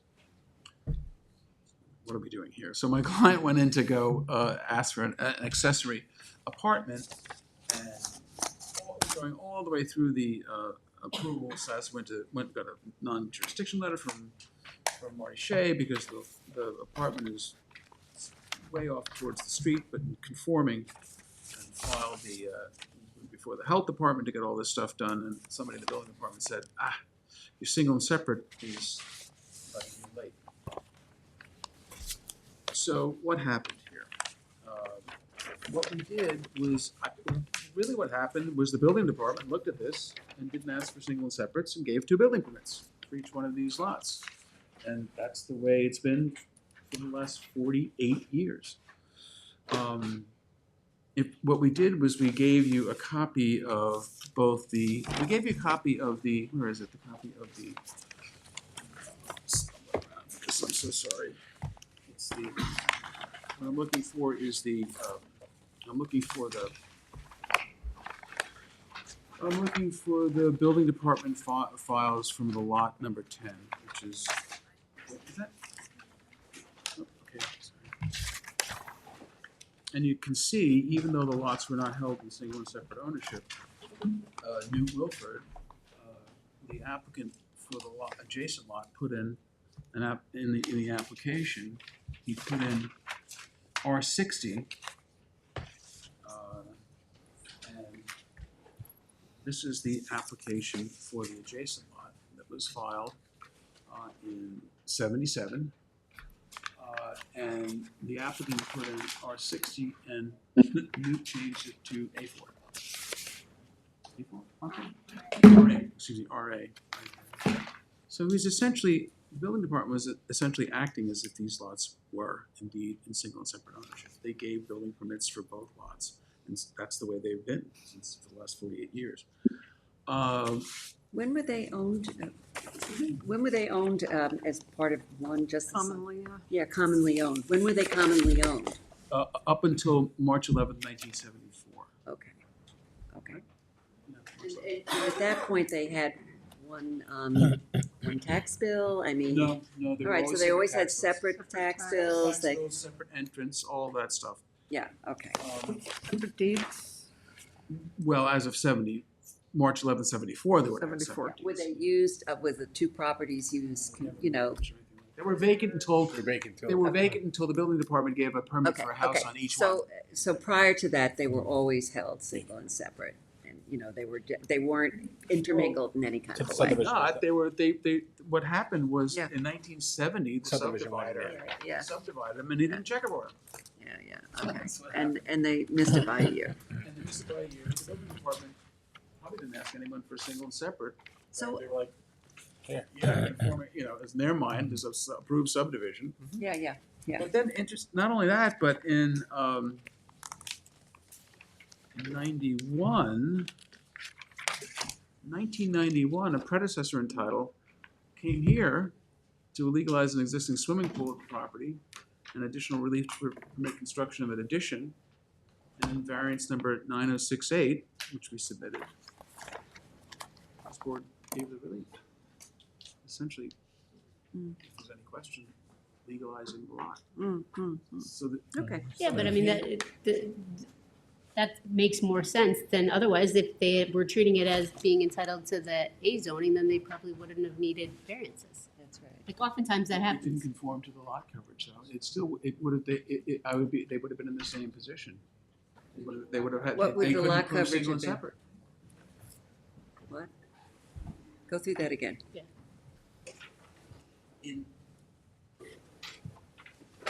If this was an issue other than the board treating back in 1991, other than the board treating this anything other than a legitimate lot with an existing building, it's a Norman Jaffe design house on it, they would have raised the same issue that I'm here to remedy now.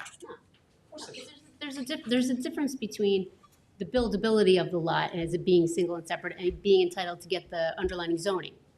There's no question that you can build on this lot. It's whether you're building to the current zoning or the A zones. No. I mean, the whole reason I'm here is because I'm trying to say it's inappropriate to have this lot merged. This lot technically merged. And if and what I'm saying is in 1991, if the board was concerned about, if the board clearly was treating this lot as a legal separate lot back in 91 because they gave a variance for it. Otherwise, they would have been raising the same issue that I'm here for tonight, which is it merged the lot next door, even though there's a house on it, and even though the building department treated it as So what are you asking for from us? I do. I think it's. Back in 91. This is clearly a buildable lot.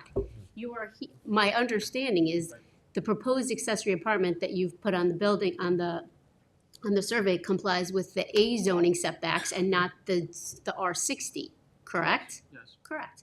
So you could, if you could comply with the R60, you wouldn't come to this board for buildability. You're coming to this board because you want to show single and separate, back to the date of the subdivision pursuant to 33115D. Yes, I hate to overcomplicate it, and I'm not trying to, far from it. But it was incumbent upon the subdivider to checkerboard these lots, and he didn't do it.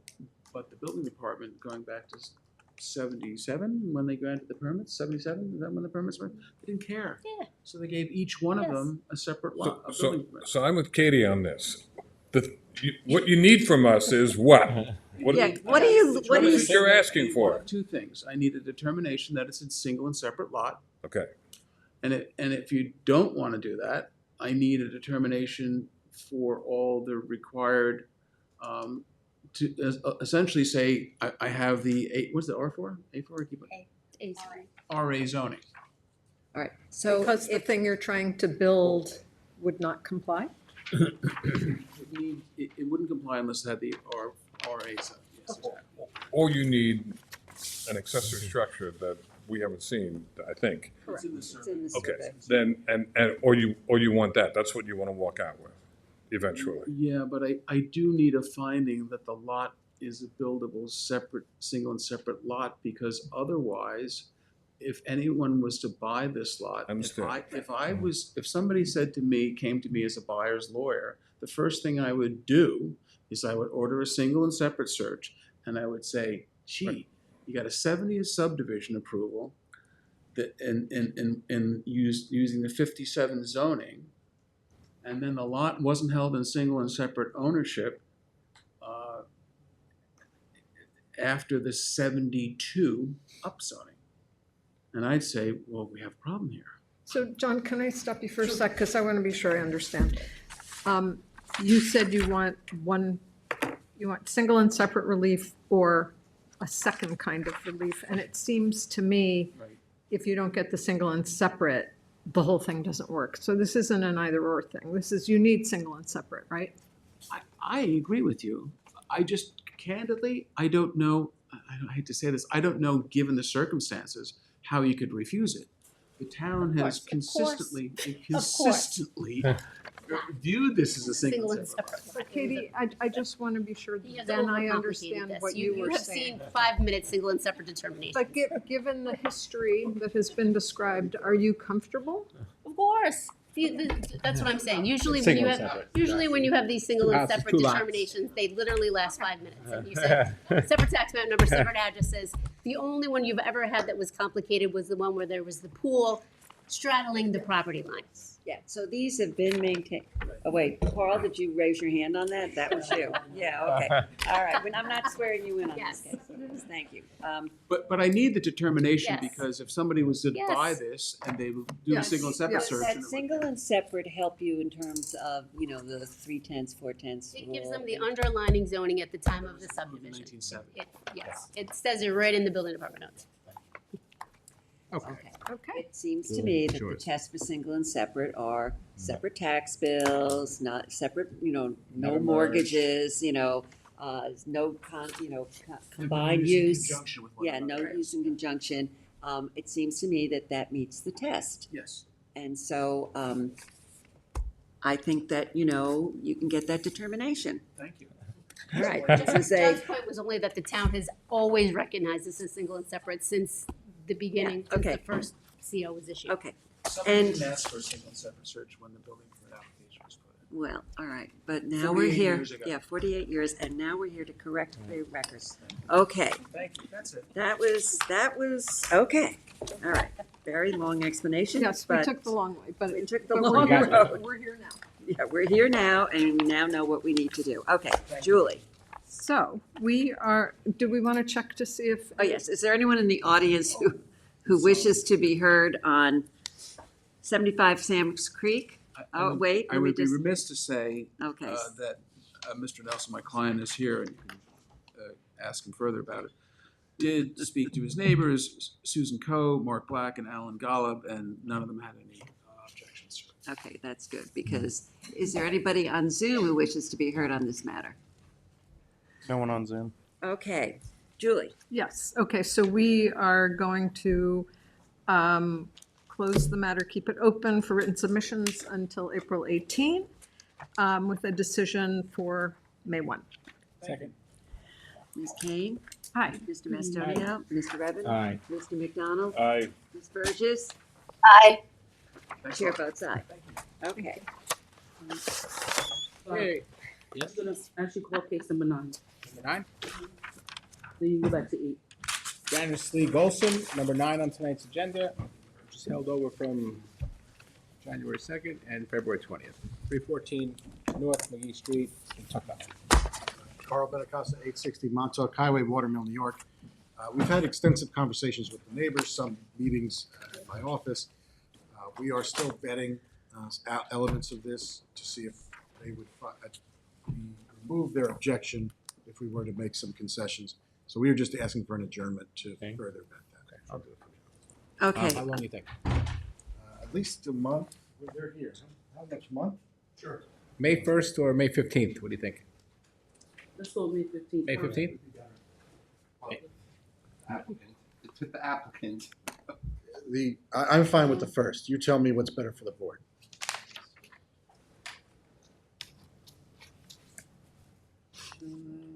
Okay, go ahead. I'll make it work, go ahead. May 1st. So All right, so you're making a motion I that we, make the motion to adjourn this to May 1st. okay, is there a second? Second. Mr. Mastonia? Aye. Ms. Kane? Aye. Mr. Revin? Aye. Mr. McDonald? Aye. Ms. Burgess? Okay, chair votes aye. Now, Okay, adjourn. backtrack to number 8, Andrew Brandman and Kira Brandman, 57 Waters Edge Road, North Sea, New York, section 900-62-1-16.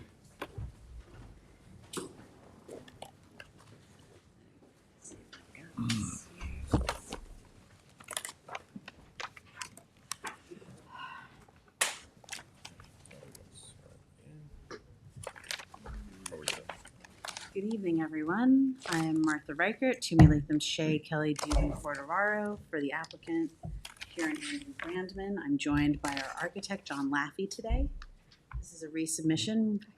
The last time we were here before the board asked us to see if we could bring it back from the street, which we've done.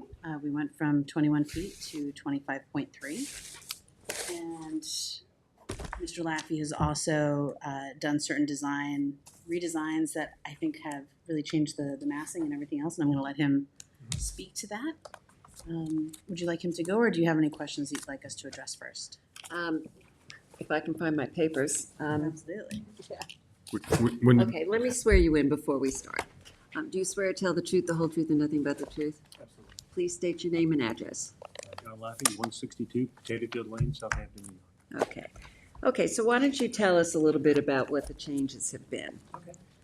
and can I just Kevin, do clarify? you wanna- Yeah, just, I just want to be sure we're all looking at, so you gave, is this the current version or most recent version is the January 30th submission? Okay, thank you. I wasn't sure if there was something more current. One thing that helps is that this is the first time you're seeing Mr. Laffey's designs. We had a different architect with the first. Right, so, I was told that, there were some issues with the scale of the house and its size or its second floor seemed to be quote unquote too much house. And I wouldn't necessarily disagree with that, so we took that in mind and we, not only did we push the house back, 4 feet, we also, to try and give the house a little more sense of scale and proportion, we pushed it to the north about 6 feet. And what I said, I gave you a series of drawings in your book. This will be the commentation of the commentary. This is the existing house that first came before you on the bottom, and my design is here on the top. So what you notice about this is that, first of all, the second floor, which is the issue here, is like the dormer goes all the way to 24 feet wide on both sides. So it kind of goes like straight up on both sides. So you end up with these big dormer walls. My new addition is right here. These little dormers here. It's 14 feet, so I've taken 5 feet off of each side to reduce the scale of the house from the street. And a better way to see it would be in the perspective that I've done. You can see where these dormers, which were originally over the garage, and I can show you the original scope.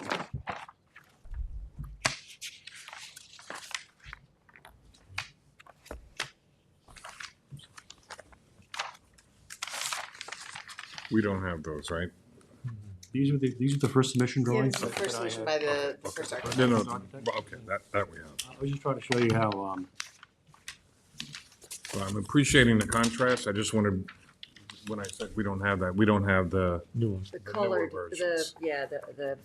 the ones that right under your fingers. Oh, there. I'm not sure I have that. I said, Yeah, they were part of this. yeah, they're part of the package. The perspectives and the elevation are Oh, here last they part. are. Yep, here they are.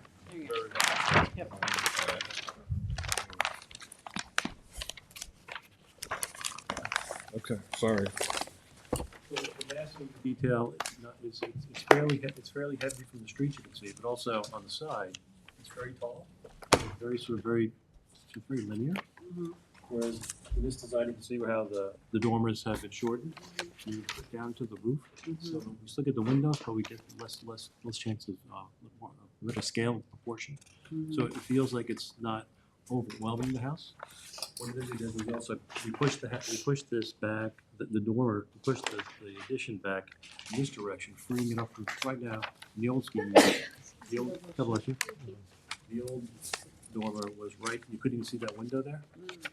Right next to the front door. Back to 4 feet. I was able to keep that window, keep the door.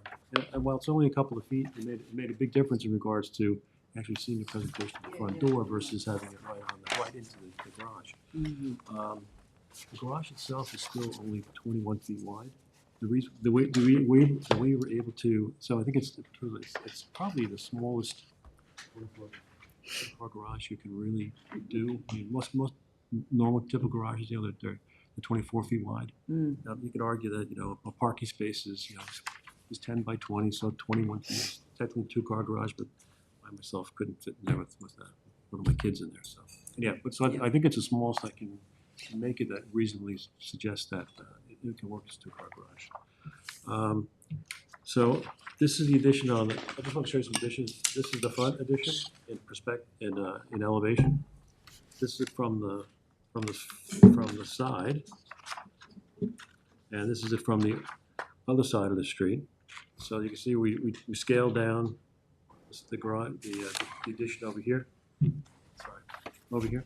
And because it's 21 feet, but this is an area for the bicycles and the kayaks. And it's just an area to store like garbage cans. Because when you do 21 feet, you put the cars in there, you're kind of barely getting the doors open. So I have elevation in the back of the house, but I don't think that's the conversation, right? Doesn't need zoning relief. No. I'm sorry. Let's clarify what relief you're actually looking for now, and how it's changed from the original request. I think that would be helpful. And Add one thing. Yeah. So I appreciate that, except somehow, probably might have dropped it, I don't know what happened, but it's not in here, and I apologize for not having it, but I'd love to get another set of that if that's possible. Can I give you these?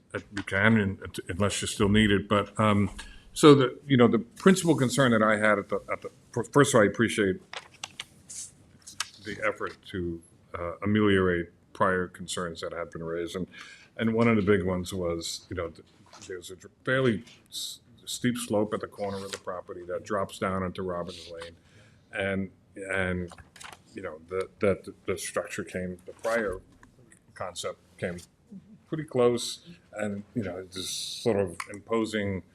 You're walking on the street or riding a bike or something, all of a sudden, what is that, and who approved it? So I'm sensitive to that, and I appreciate that the effort here to sort of configure sort of what you need against that concern, and I think there was some other folks had the same concern. So I appreciate that, and to Susan's point, why don't you walk us through what it is your relief now is against what it was prior? And did you get the wetlands permit? Marty has still not scheduled us for a hearing. We resubmitted to the Conservation Board on the same day as we resubmitted here. I have followed up with him, but I have not gotten an update. So we're waiting for that, but basically we have reduced the front yard setback that we're seeking by 4.3 feet, right? And whether or not. Front yard meaning the street? Well, yes, so the rear yard setback, because Right. this is a waterfront lot. Right. So, the rear yard setback is 70 feet as opposed to 60 would be the front, because of it being a And you waterfront. reduced it by 4, and you still haven't heard about whether you're going to get a wetlands permit, which would reduce it even further. I mean, the wetlands permit, I would say that almost the majority of this, what's before this board is almost out of the Conservation Board's jurisdiction. We have since received a letter of non-jurisdiction from the DEC. We have received Health Department approval. It's a very reasonable assumption to operate on. Yes. So we're just waiting for Marty. His concerns have entirely to do with, the augmented buffer and all of those things, but we're waiting. Okay. But if they were to grant it, then you would have a reduced 35-foot setback as opposed to 70. Correct. Okay. So it would change the magnitude of the relief being sought. But as we discussed at the first hearing, I have 2 letters of support from the adjoining neighbors.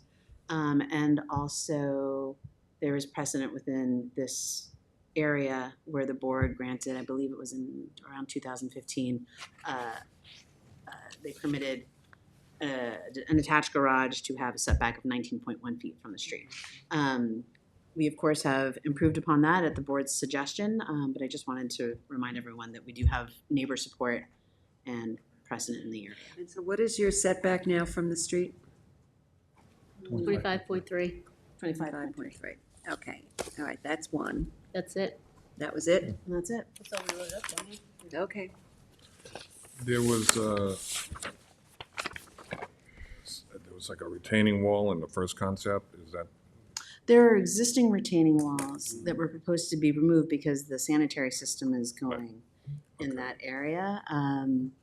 The sanitary system didn't really have to be redesigned because we pushed the house further in, but it's still staying where it is, and the health department has approved it. I'm assuming new technology. It's IA system, absolutely. And as I recall, it's well buffered with plantings, is that correct? Yes. Okay, it's been a while since I've seen it, but yes, I remember that as being the case. That corner of Robbins Lane has a lot of tall coniferous trees. Yep. There's not. Oh no, there is actually pretty good landscaping already at the street in front of the house. Yeah, go ahead. I'm assuming the present screening that's there is intended to be kept in some manner. Yeah, I mean as you can see, where the sanitary system is going in, it's shown on the survey. So to the extent that we can landscape it, we can't put trees on top of the IA system. Right. But we can certainly keep sort of as close to the street screening that we have. Yep. Well, I'm appreciating how breaking walls breaks mass, as opposed to a picture of coming up to a large, massive, wasn't massive, but it was, thank you. That's all I have to say. Okay, that's good. So is this something, Katie, we wait until we get the wetlands permit? So that, I think, does anybody else have any questions for the applicant? Yeah, I mean, even Marty's report, I mean, That was nice. he basically says there are no significant environmental concerns, but our practice has always been to Yes, wait we for the always conditional wait. resolution approval. But I think you're getting the sense that there is a comfort level at the board now with the proposed changes and the scale back that you have done. All right, well, Yeah. so would you like us then to request an adjournment of about, 3 months to see if we can get Marty to schedule us? And if And something happens sooner, we'll inform the board. yeah. Well, I guess. How do you can't want really to handle change. that, Katie? Well, I mean, it doesn't sound like whatever happens with the conservation board is gonna impact Yeah. the variance. So we that's could required. grant the variance. No, you just close it. Just close it, and We we'll can wait. Put it off for 3 months. Yeah, okay. It's just so we know that it's been granted and, We need to adjourn. the yeah, but then you're just decision. adjourning the decision. I It's don't on think you need consent of to, all the correct. I don't think you need applicant to and the keep, board. I don't think they need to come back. I don't think, I wouldn't adjourn it in that sense. Yeah, so just I close would it. just close it, and then we can schedule it for a decision at a certain time, and if we have to push the decision Adjourn the back. decision if we Yes. still haven't. Correct. Is there anyone in the audience who wishes to be heard on this application of 57 Waters Edge Road? Anyone on Zoom who wishes to be heard on this application? Okay, so this is Kevin's. So Kevin, you understand what we just said, right? Assuming I heard that right, we're going to adjourn the hearing. No, we're going to close the hearing with a, Still do For written like a subs, Kate? decision in July. with, Still do written subs or no? Yes, you have, leave it open for written subs right, don't we until, have- and where you can't schedule a decision until we get a conservation board. but let's set a date, and then we can always adjourn it. What's some of the dates in July? July 3rd and July 17th. Okay, so let's close it for public comments for 4/18. I wouldn't say put a deadline on your written submissions because 4/18. you know you're not going to have it from the conservation board by the 18th. Yeah, yeah. So if So- I have to reopen for written submissions, I would just say Do it 2 weeks So why don't we before just- the decision date. What's the, just leave open for written submissions.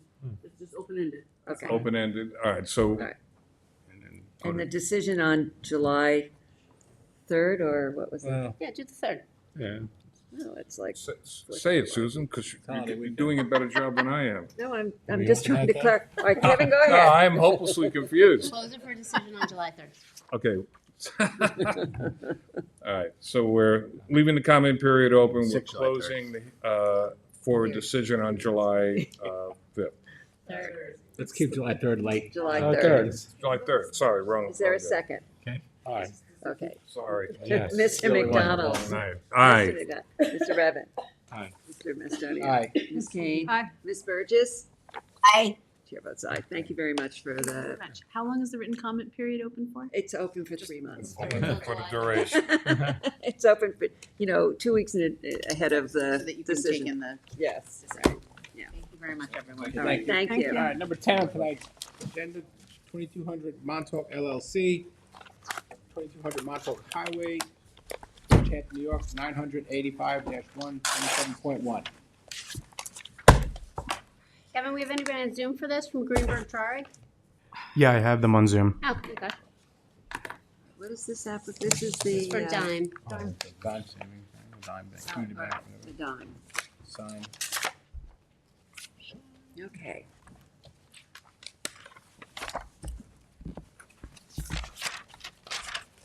Hello, can you guys hear me? Yeah. How are you? Good. J.R. DeCiccio with the law firm of Greenberg Trari, 2317 Montauk Highway, Bridgehampton, New York, for the applicant, Dime Community Bank. Okay. So where are we on this? I know that when we last left, we were talking about this going before the Landmark Historic District. Yep, we were here on February 20th. we adjourned at that time for me to make application to the Landmark Board, which I did. We received a certificate of appropriateness for the sign that is before you. It is dated March 25th, 2025. So I guess we're back here hoping that that this board will now grant the variance to allow for just the replacement of the Bridgehampton National Bank sign with the Don Community Bank sign. For the record, the planning board also sent a memo saying no objection. Yes, no, and I saw the planning board. I didn't see the certificate of appropriateness. Was that in the submittals that we got tonight? No, I think it might have been mailed to you in your initial submission. We did receive it. It wasn't in our initial Like submissions? when you got when your package was mailed out? I did not see it. Yep, we received it on the 25th of March. Did anybody receive it? Just checking. I definitely got the planning board. Planning board we got, but we did not get no.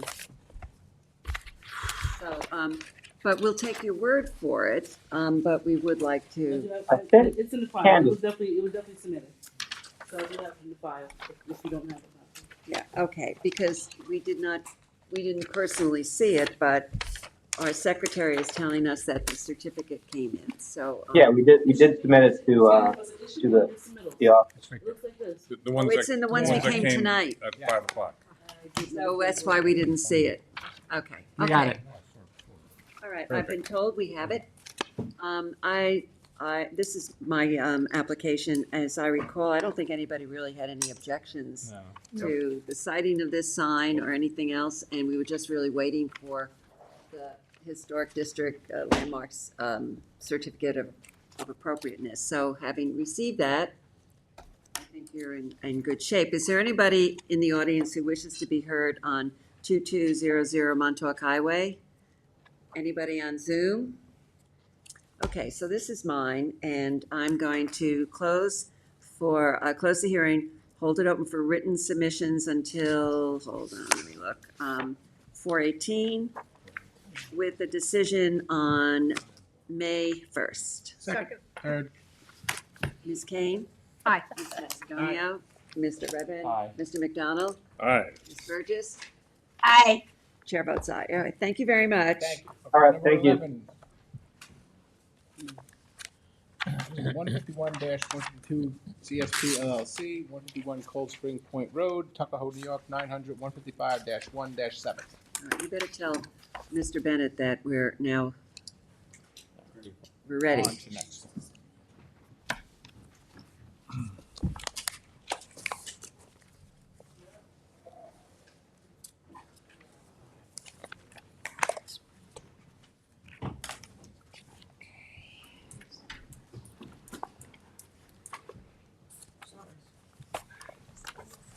Splinter. It's like a splinter from this table.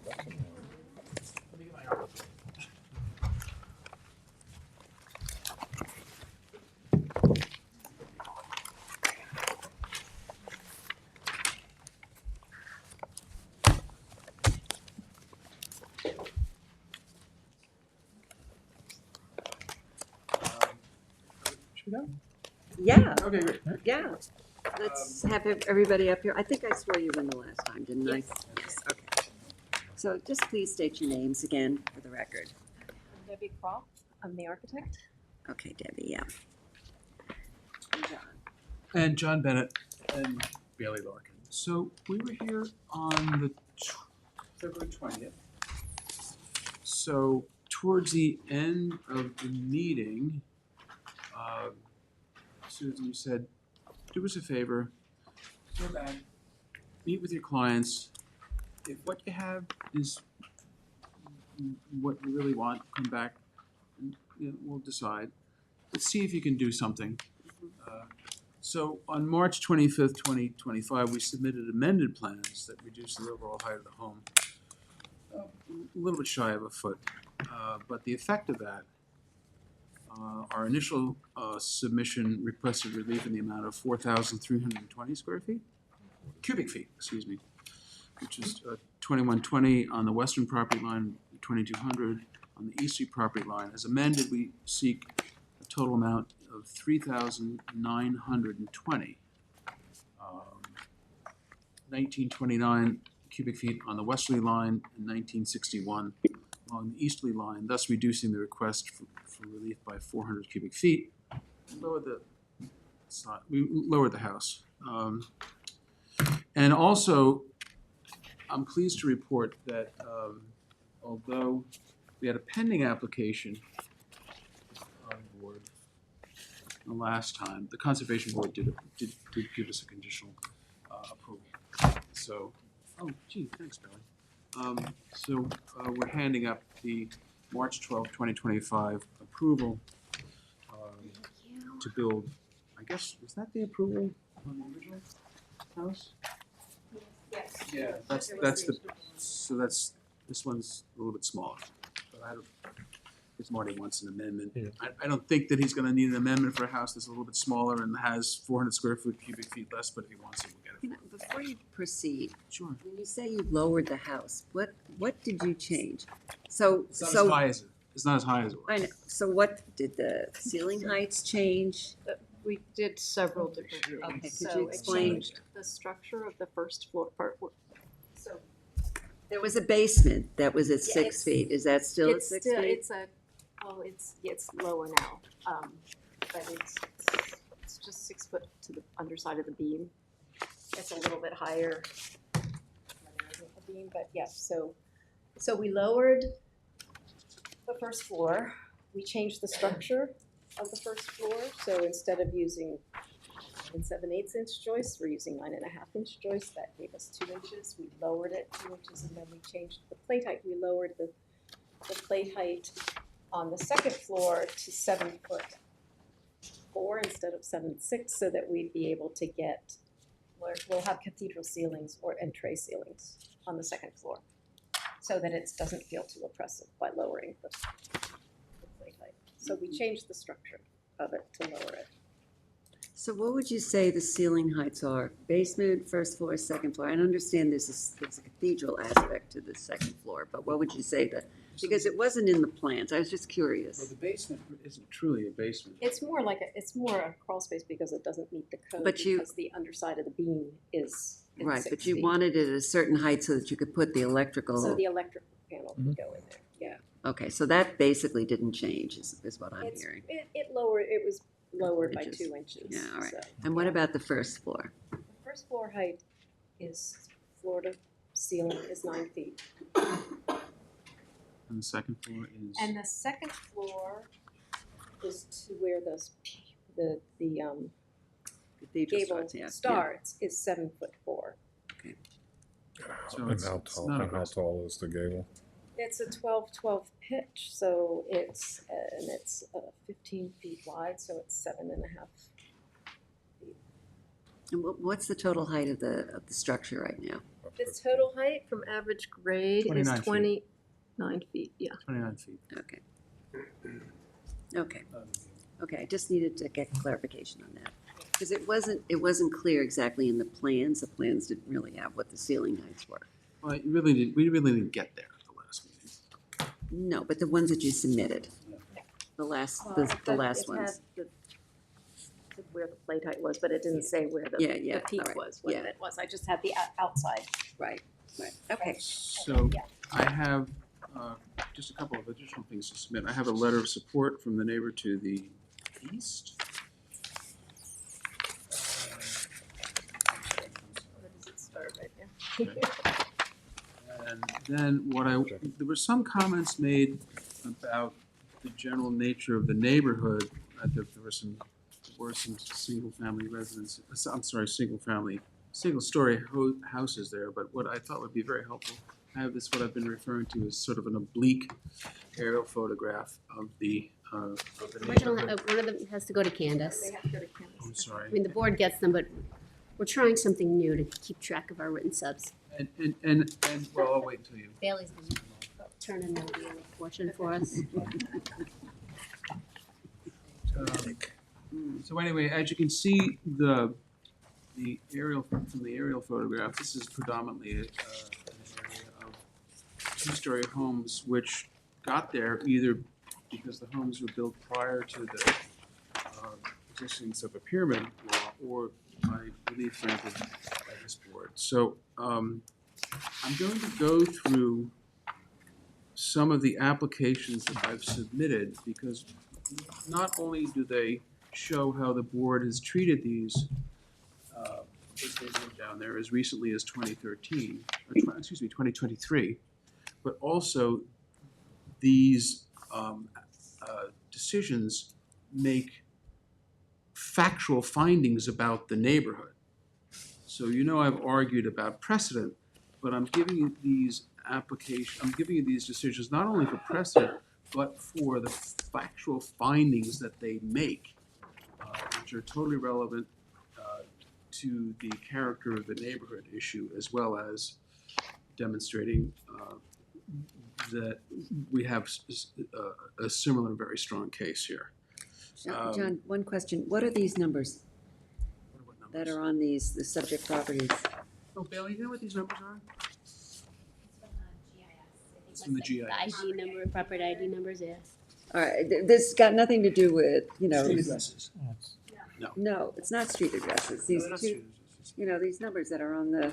I'm submitting this not for the numbers, for anything other than. I just you was can see curious, that- is there something that we're supposed to be looking at that these No, I numbers are just- relevant to? All I want Okay. you to look at is the fact that this is an area of two-story homes. So what you might want to look at is this prior submission, our initial submission. There's an aerial that has attached decisions to it, and I have a chart. At property A, which is about three lots down from this property, 157 Cold Spring, that's 2 lots west of the property. That property was 76 feet in width. No. Oh, so 157, I'm sorry, excuse me, we're 76 feet in width. 157 was 72.87 feet in width, so about 3 feet narrow. And there the board granted pyramid relief in the amount of 4,531 cubic feet. We're now, as a result of the board's request, we take 4920. So at 157 Cold Spring, which is 7287, the board granted pyramid relief to construct a 2-story residence. In granting the relief, this board recognized, quote, "The granting of the relief will not cause an undesirable change in the character of the community. Applicants have demonstrated that the size and scale of the project is consistent with the neighborhood, will have no discernible impact on the neighborhood. The variance sought is not substantial when considering the constraints on the premises and the character of the neighborhood." Can you tell us the date on that one? The decision was 2017. Thank you. 2007. And I have, reading the decision, it says narrow lot of 70 feet. It's actually 72. Well, in the variance that you submitted, it said 70 feet. You have 72.87. There's a survey attached. Well, that may be, but, No, that's important. yeah. Oh, the survey says 72, but 7, at the bay, it's 70 feet, yeah, okay, okay. You know where you take the No, lot, I you know get where you it, take I the get lot width from in the village code, in the town code, don't you? Okay. It's from the building setback. Okay. And that's in the code. And Then what was the square footage on that house? I don't really care, because what I wanted you to see was the amount of pyramid relief that you gave. That's really But, the John, appropriate thing. Don't say you don't care if we care. Well, you can find it, you can figure it out. As I far as did. I'm concerned, it's irrelevant. Yeah, The okay. question that we're here before. Let's is just for work together. Excuse me? Let's just work together. I am trying to work together, but part of what working together means is focusing on what the appropriate inquiry, the relief that I'm asking for. We may also just ask other questions. It would be good Ask- to work together. well, I don't know the answer to that because I didn't think Okay, it was then relevant. just say that. Thinking that something is relevant is not me not being cooperative. What I am trying to do is. Experiencing it as uncooperative. Let's move on. But you said uncooperative, and I'm not being uncooperative. That's how I feel. Let's keep moving. That's how you feel? Yes, it Feel. is. Yes. Feel. I am experiencing lack of cooperation. Let's keep it moving. I'm going to read at some point a letter from the state to the zoning board of appeals of the village of Southampton, where that board was criticized for using words like appeal. Okay. We're talking about facts in the law. I know. We're And talking let's, about feelings. yeah, let's go through, because clearly the point was made at the last meeting, which I think is relevant, is that when you present things as precedent, we look at the underlying facts of each case to see if there are comparabilities between what the variance was granted and the amount and what the dimensions of the property were and That's things what of that. I'm taking you through. That's true. And also, you know, from my way of thinking is that, yes, let's go through that. And one of the other things that I would like you to address would be if any of these properties have flood zone characterizations, such as an AE or, you know, VE or whatever, because that impacts the amount of pyramid relief. It doesn't actually, because the pyramid on a property in a flood zone starts where you're At the flood zone, plus Okay, 2 okay. foot of freeboard, so it doesn't. Okay, all right, so that's, But also, I mean, we can go through this exercise if you like, but is the board supportive of the reduction in the pyramid? I mean, I understand the academics of this, but I mean, I think more importantly, are you supportive of the reduction? Are you satisfied with the 3,920 cubic feet? It was I think you did a good job on the reduction. I went through all the little specs and stuff, so for me, I thought the house was fine. I'm not in favor of it. So- Susan, Right, I'm that's not, and I agree with you. I would like to see all the cases that John, in the future, any cases that John So, yeah, wants. John is going through it. I just wanted to pull the board, just, you know. I'm just saying that. well, I think the board's appreciative of the fact that you tried to make some modifications to the cubic, I'm you know. supportive of the reduction. Yeah, I mean, I think that the board is appreciative of that, whether we, you know, think that maybe there's still a little bit more tweaking that can be done, I don't know. But, you know, at this point, you know, we appreciate the fact you went back and looked at it. You know, you still have to get 4 votes, and Well, we'll let see. me take you through this. Yeah, okay, 'cause let's I'm- go through it, but Then down at 109 Cold Spring, which is property B on the map, which is somewhat to the east. That property was 76 feet in width, somewhat wider than here. And the board granted pyramid relief of 3,228 square feet. Here we're asking for a slightly bit more, but the lot is 14 feet narrower. That lot was 90 feet in width. And in granting that variance, this board finds that the granting of the variances will not cause an undesirable change in the character of the neighborhood or create a detriment to nearby properties. The premises is undersized and narrow, and the proposal is consistent with the character of the neighborhood. Then moving down to property C. Susan? Can't hear what Helen's saying. yes, Helen, what? I was starting to say something. I don't know if I finished the concept. John will tell us these cases that he thinks are persuasive to us, to me, at least to me, so that I will be accepting of whatever number he has. I just was saying before, I would need to see these cases, read the decisions, not the little bit that he's going to read us to tell us that the board said it was They've okay. been submitted, Helen. Helen, I submitted them. The decisions? I don't mean the dates. I mean, I didn't see any decisions. Helen, With the application. the initial submission had all of these cases attached as exhibits. Oh, I never got that. Oh, okay, well, we'll clarify that, but we all did here at the table, so, Board read those decisions? yes. Everybody on the board think that this case? We're going is- through that now, Helen. We're going through that now. Okay, go ahead, John. Thank you. Helen, I couldn't understand what you were saying. Thank you for clarifying what you were saying. Thank you. Property C, which is 81 Cold Spring, Point. Again, it's on the map, it's a little bit further to the east. That lot's approximately 80 feet in width. Again, we're at 76. Relief from the pyramid restriction was granted for, I think it's a total of, did I talk about that already? 39, 20? All right, you said 80. I have 80 at the shore and 64 at the They're street. all odd numbers on the. I know, let me just check that one because maybe I got the wrong. Here's here. Talked about the 90. No, you were on 81 Cold Spring. You're on, yeah.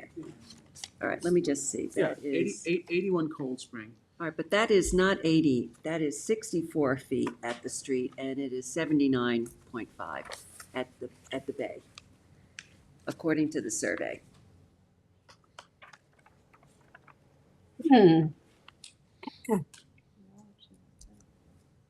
You have it here? It's right here. We're looking at it. We're looking at it. Yeah.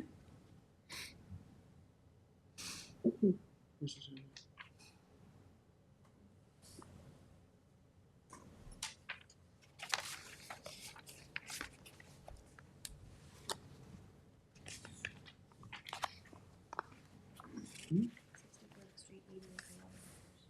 What is it? 64. It's 80 at the waterfront. So that's a 64 since you were saying it's always at the street No, it's at level. the street setback, so it's somewhere between 64 and, it'll be somewhere between 64 and 80. You take it from the building setback. So, It's going to be about 64. oh no, because that's at the front. All right, look, we're needle and dime, you know, this is like, No, it's important though. yeah, but it's not 80. No, you're misreading the survey. There's two courses on the front, 64 and 16. Two separate courses on the survey. Oh, I see what you're saying. Okay. 80. Okay, got it. I got it. You're right. I can understand what you did. You read the one Yeah, I read the course, one. I didn't 64, see the and little other arrow is to the, 16. okay, got it. So it's got it. 80 feet. Okay. And in that one, relief from the pyramid restriction was granted 39.10. Here we're asking for relief in the amount of 39.20, which is a mere 10 feet more than 81 on a lot that's 4 feet narrower. Our lot is 4 feet narrower. But this is what's important about this case. The lot is constrained by both width and size. The design of the dwelling is in keeping with the character of the neighborhood. Further, as pointed out by counsel for the applicant and as noted in ZBA decision PO 1857 dated November 1/20, 2001, granting pyramid relief for property located at 128 Cold Spring. Nearly all of the lots in the area have either received variances or were constructed prior to the passing of the pyramid law in 1992. I'm not trying to do anything out of the ordinary here. I'm not impacting the character of the neighborhood at all. Property D, 45 Cold Spring, located on the east half of Cold Spring Point Road, and that's D, you can see it on the survey right here, on the aerial. Is approximately 50 feet in width, a lot smaller, but they were granted 5,620 square feet of cubic feet of relief. Premises narrow, the dwelling is centered, and the pyramid encroachment modest under the set of facts. Property E, which is 42 Cold Spring Point Road, that's across the road, is 50 feet in width. This board granted relief of 7,938.4 cubic feet for the construction of a two-family dwelling, and this board state that the encroachment is consistent with the character of the neighborhood. By the way, 42 Cold Spring Point, that's a 2023 decision. So Cold Spring Point Road is clearly developed with largely two-story homes. Many of the lots are narrower, as here, and as previously recognized this board, most of the homes were either constructed prior to the enactment of the pyramid restrictions or receive relief. We've demonstrated that the grant of the request will not have any negative impact on the neighborhood. And at the request of the board, we've reduced the pyramid encroachment from what was initially presented. The issuance of the con board approval demonstrates that there will be no environmental impact. As a matter of fact, we've pushed this house back further than the house on either side. My client was very concerned about that. I had a heart-to-heart with Marty, and Marty said, I know I'm pushing you back further to the south so that you will, the house on either side of you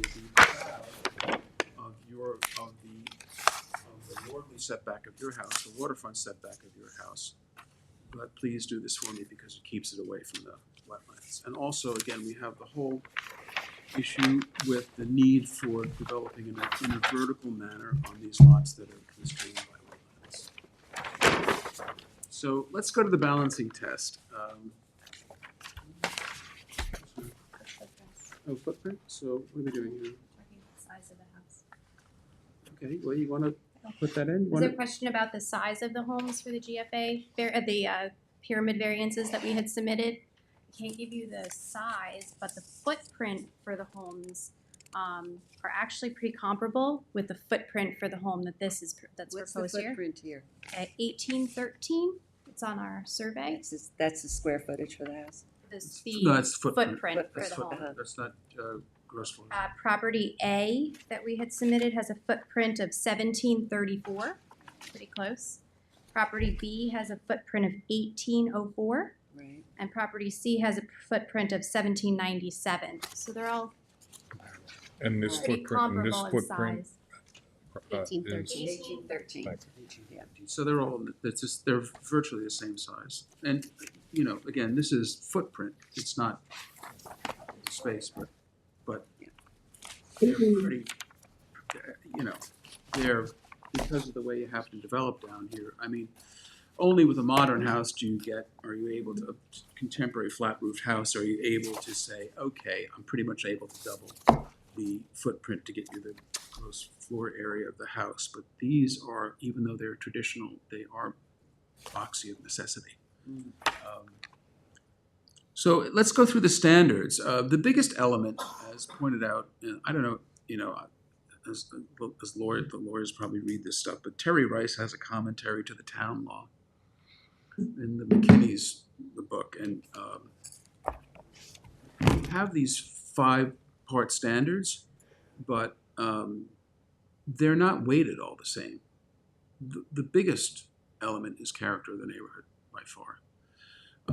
And I really, I challenge anybody to create any demonstrable argument that the proposal is out of character of the neighborhood with respect to height, size, or pyramid encroachment. I don't know how you demonstrate there's any negative impact to the neighborhood. And remember what you have to do in the zoning. And everybody, there's a case in Shelter Island, it's that Baker versus Brownlee. What do you balance? You have to balance the benefit that the applicant wants, what they're asking for, and you put it on a scale, and you have to see whether or not there's any negative impact to the community. And if you can't show any negative impact to the community, you're supposed to grant the relief. That's what Baker versus Brownlee says. You're also supposed to grant the minimum amount of relief No, necessary. that's not what Baker v. Well, I'll just read Baker All right, versus Brownlee. Okay. John, you're making some good Minimum relief points. for the benefit that the applicant wants, and if the benefit that the applicant want is reasonable, it's incumbent on the board to show some sort of negative impact from it. That's what the statute says, and that's what the Court of Appeals enunciated in Baker versus Brownlee. Okay. Because what people would do is some of the boards would say, well, you can do it over there in a conforming location.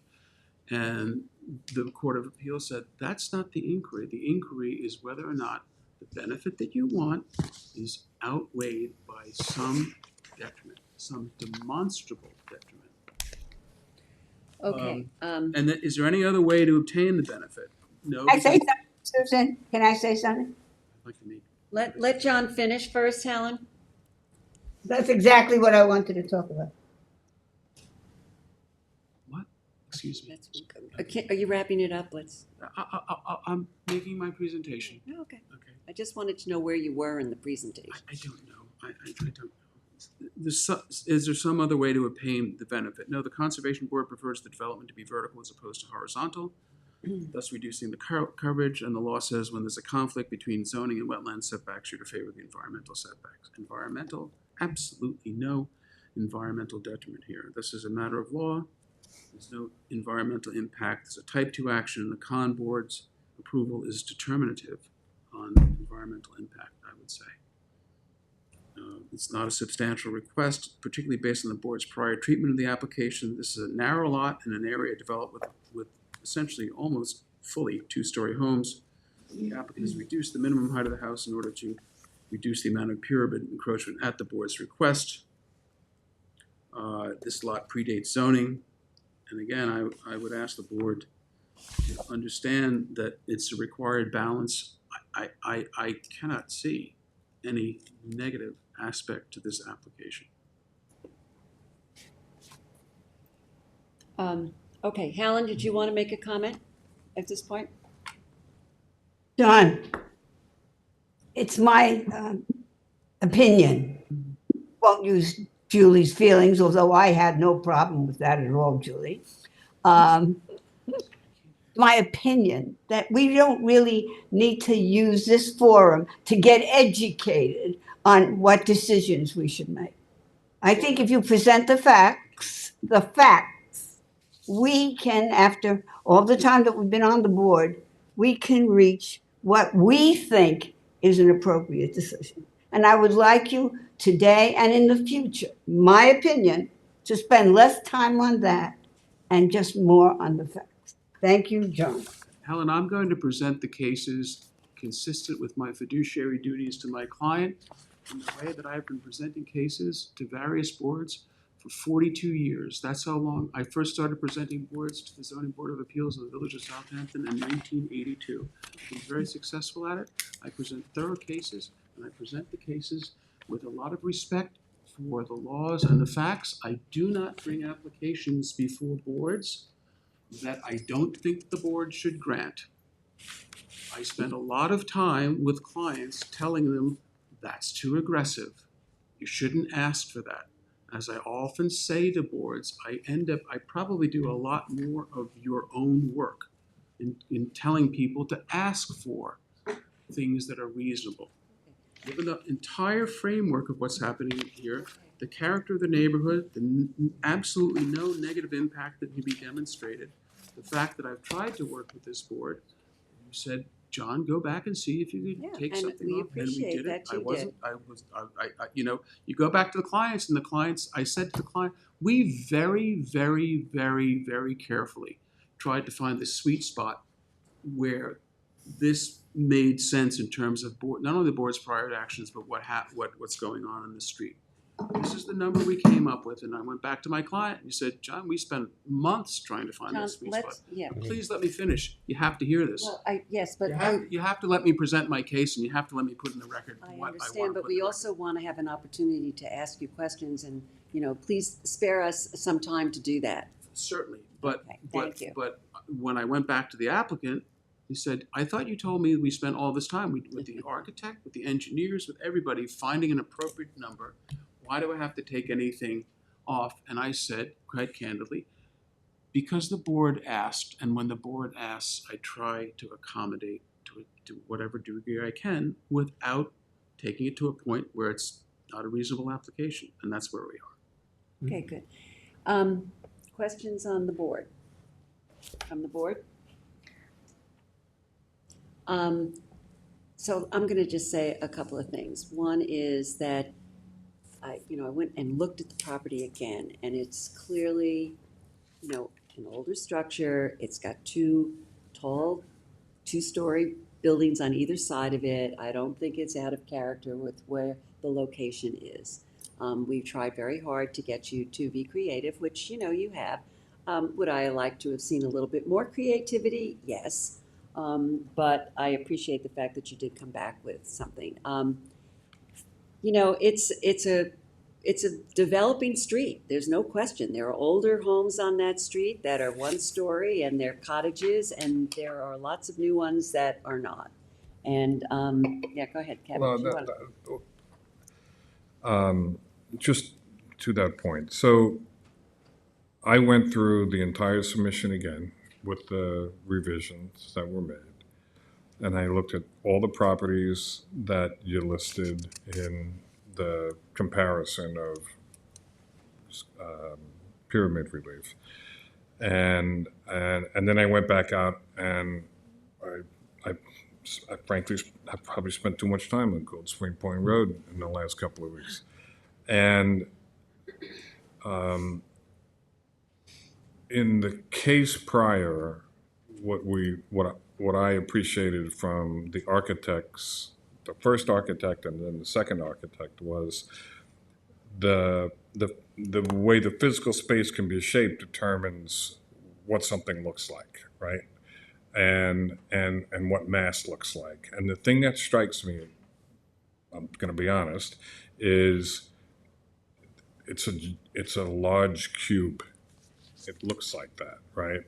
And the house just 2 units down, 159, I think it is. It has pyramid relief for sure, but the roof is broken a little bit. And to the extent that can be further mitigated or lessened, I think is important to consider. Are you making an architectural comment? I'm sorry? Are you making an architectural comment? I'm making a comment on mass and size. But that's not your purview. Are you making an architectural comment? I'm telling you that this cubic, in terms of cubic feet, this was within what is appropriate for the neighborhood. Let me make my point. If the mass and the size results in pyramid relief, then I think it's an entirely fair comment to make. I'm not making a comment about specific design, but there are other structures that are not quite as similarly structured. And You'll take a look at the house next door, and I think that your argument will become a little bit tenuous when you see the house next door. Because we've had, I didn't think we were going to have to do this because I thought the application really spoke very strongly for itself, but we had, Debbie drew a model of the 2 houses surround next door, one of which is a pre-existing house next door, and it's probably going to be redeveloped any year. But the other one. So this isn't the big model that I had last time? Thank you. This is a smaller one. It's a pre-existing house, got a pre-existing CO back in '78. It's gonna, it's gonna Oh, come. I'm sorry. So that's yours is Middle. that one, right? Okay. The middle one, but when you say it's a big cube, I have to argue against that comment because it's not a big cube. Well, listen, this is very helpful. I'm there's only a lot looking of at a ins and picture. Can you turn it around? I'd like to take a look at that. Yeah, from the streets. Cube. I think a lot of effort has gone into breaking it up. And that is the scale Yeah. in the That is country. all to scale, and what these represent, the levels are what they used for the average grade. Mhm. So because I don't have the topo. Can I make an architectural comment? Go ahead. No, you Yeah. said you can't. Well, I'm gonna make one in his favor, because I thought she did a great job on the neighborhood. I thought she did a good job making the house look like that. I Yeah, do but that for a living, so well, we're I- not making architectural comments. I know, but I just wanted to answer his architectural comment. John, I want to make a comment. I actually appreciate the way you come in on all your applications, and I learn a lot from you over the years. So I do appreciate you educate me, and I appreciate that. I'm not trying to be No, I know, but pedantic. I've learned a lot from your And I want presentations. everyone to know that. I'm not trying to be pedantic. I think you got a little too I tied probably up know in too much personality. about this stuff, and Yeah. but I'm not trying to be professorial or anything, but I'm Well, trying to make my case. The application is not the bickering back and forth. All right, let's see where we stand in terms of, I'm pleased to see that you have made some reductions. As I said, I would have liked a little bit more, but I'm not gonna stand on that. I think that Debbie's done a good job in terms of coming up with some modifications. I think that it isn't out of character with the neighborhood, particularly in light of seeing what the model looks like. And the fact that it's either they're old and they're small, or they're all new and they're tall. So that's my sense. I don't know if anybody else on the board wants to make any indication of where they stand on this, so that you get a flavor. You need 4 votes. So, We should have unanimity on this.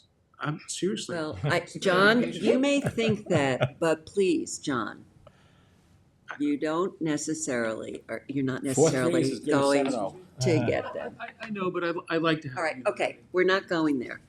Right. If you get approval, you get approval, and that's the, so I don't know, if anybody else wants to comment, I think Bob has said, he's been supportive, I think supportive. John is Yes, I think supportive. you did a good job with it. I still have some reservations, and I need to spend a little more time contemplating. It's a lot of relief. Okay. I appreciate the model. It The model is answered model is concerns I had that Yeah, only that presentation would have answered. all right, so at So this thank you. point, Helen, did you want to make any comments or not? I'm not in favor. I think it should be reduced more, and I didn't appreciate the comment made about Kevin saying anything about his architectural knowledge. And we don't ask you about your knowledge specifically, so I don't appreciate when you say that to him.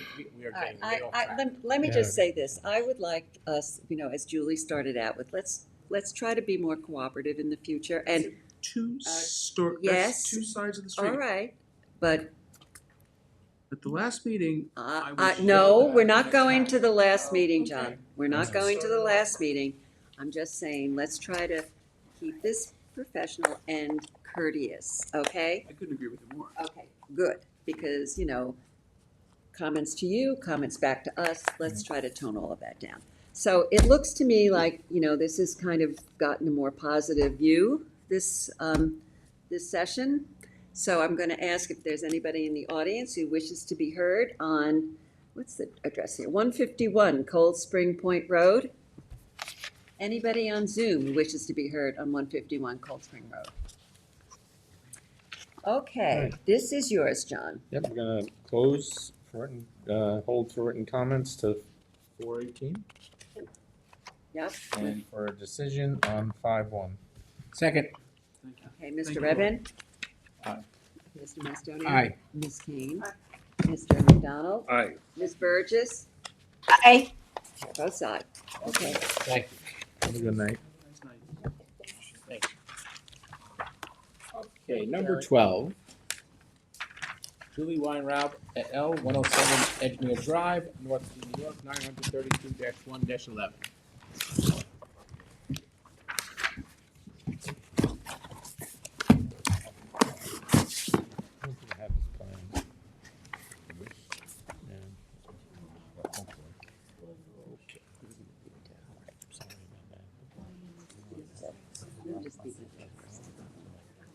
Certain point, you just want for Helen and for John.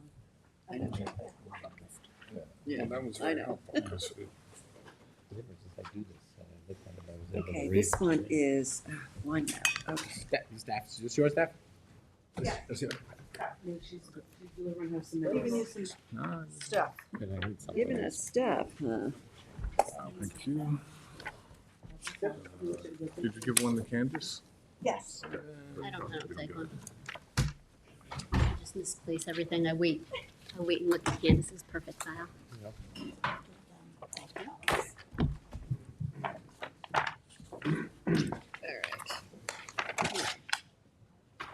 This is the first sheet of the sheet packet that you should have. Thank you. Some numbers, and I also provided a breakdown chart of the east and west. I have sworn you in, didn't I, the Yes. last time? Yes. Okay, so, can you just state your names yeah, again for sure. the record? Daphne Vaughn, Surfside Environmental Planning. I just want to say, we submitted something on March 26th. This is pretty much identical. That's okay. Art Gerhauser reviewed our submission and noted some mathematical errors that were very minor. So those have been fixed. And that's what this new page is, to show the This is correct. the latest. And I've corrected my letter that states all this in writing. So you had asked us to be creative last time. Yep. Cause we were here for a pyramid variance on a 40-foot wide lot, for 12,480 cubic feet. And everybody got shocked with that. Yeah. You weren't here. I watched. But we had the homeowner with us last time. This is a family-owned home for about 60 years that there's 4 siblings that spend their summers here, and they've outgrown the house. So we're here seeking an addition that would be helpful for them to have their expanded family enjoy the same property that they've enjoyed their entire lives. So in lieu of a full two-story addition, John here went back to the drawing board and got creative. And what we've done is expanded the first floor with a significantly smaller second floor. So it's about a 500 square foot addition. Which way did you went back toward the road, I We assume? went back towards the road in between the garage and the house. Okay, got it. About, it's 18 feet? About 18 feet, yeah, 18 feet deep. And that's what the sort of shaded line drawn is? That's the new Yes. stuff? Okay. Yes. Yeah, so Well, what am I the, looking at here? Oh, here, this, okay, got it. Yeah. I don't want to steal John's thunder, but. Right, so you expanded the first floor towards the road, is Yes. what you're saying. All right, Yes. And by then 18 feet.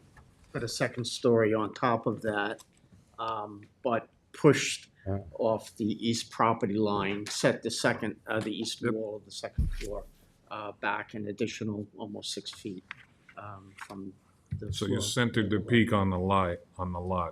Pretty much, yes, yeah. Okay. No matter where you turned, you were in a pyramid violation, so we tried our best. What we also did is we provided a deck over the existing house, so we're removing the roof that's there, and it will be a flat deck with a railing as well. On the third sheet, you'll see there's an elevation of the side of the house. Do we One of have our a third concerns sheet? is You should have the original submission that we did on March 26th. All right, it may be in the stuff we haven't seen. Oh, It just was okay. part of the So package this that we is- got tonight. This is the new house. Okay, so you put a deck on the top. Copy if you want. Okay, thank you.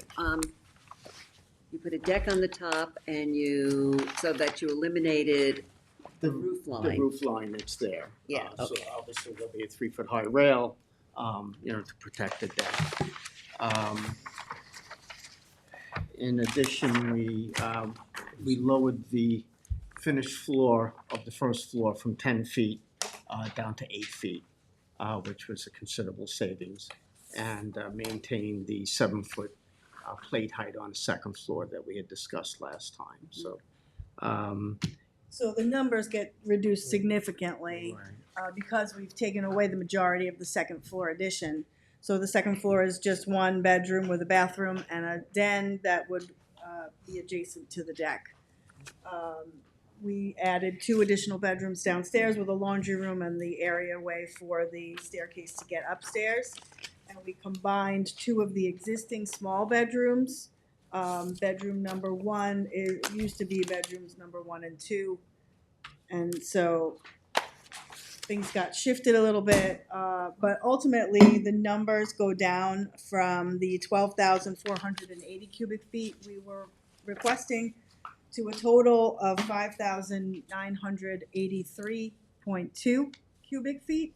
However, that number, of that, 3,287.3 is existing nonconformity. Right. So the actual new encroachment we're seeking is 2,695.9 cubic feet. Okay. As we noted in the last hearing, this house is one of 3 identical houses. This is the last one in the middle to do any improvement to the residence.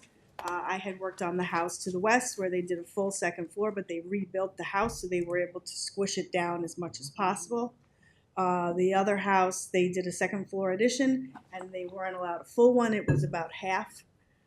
So now we're here doing an even smaller second floor and pushing everything toward the road. Well, you were very creative.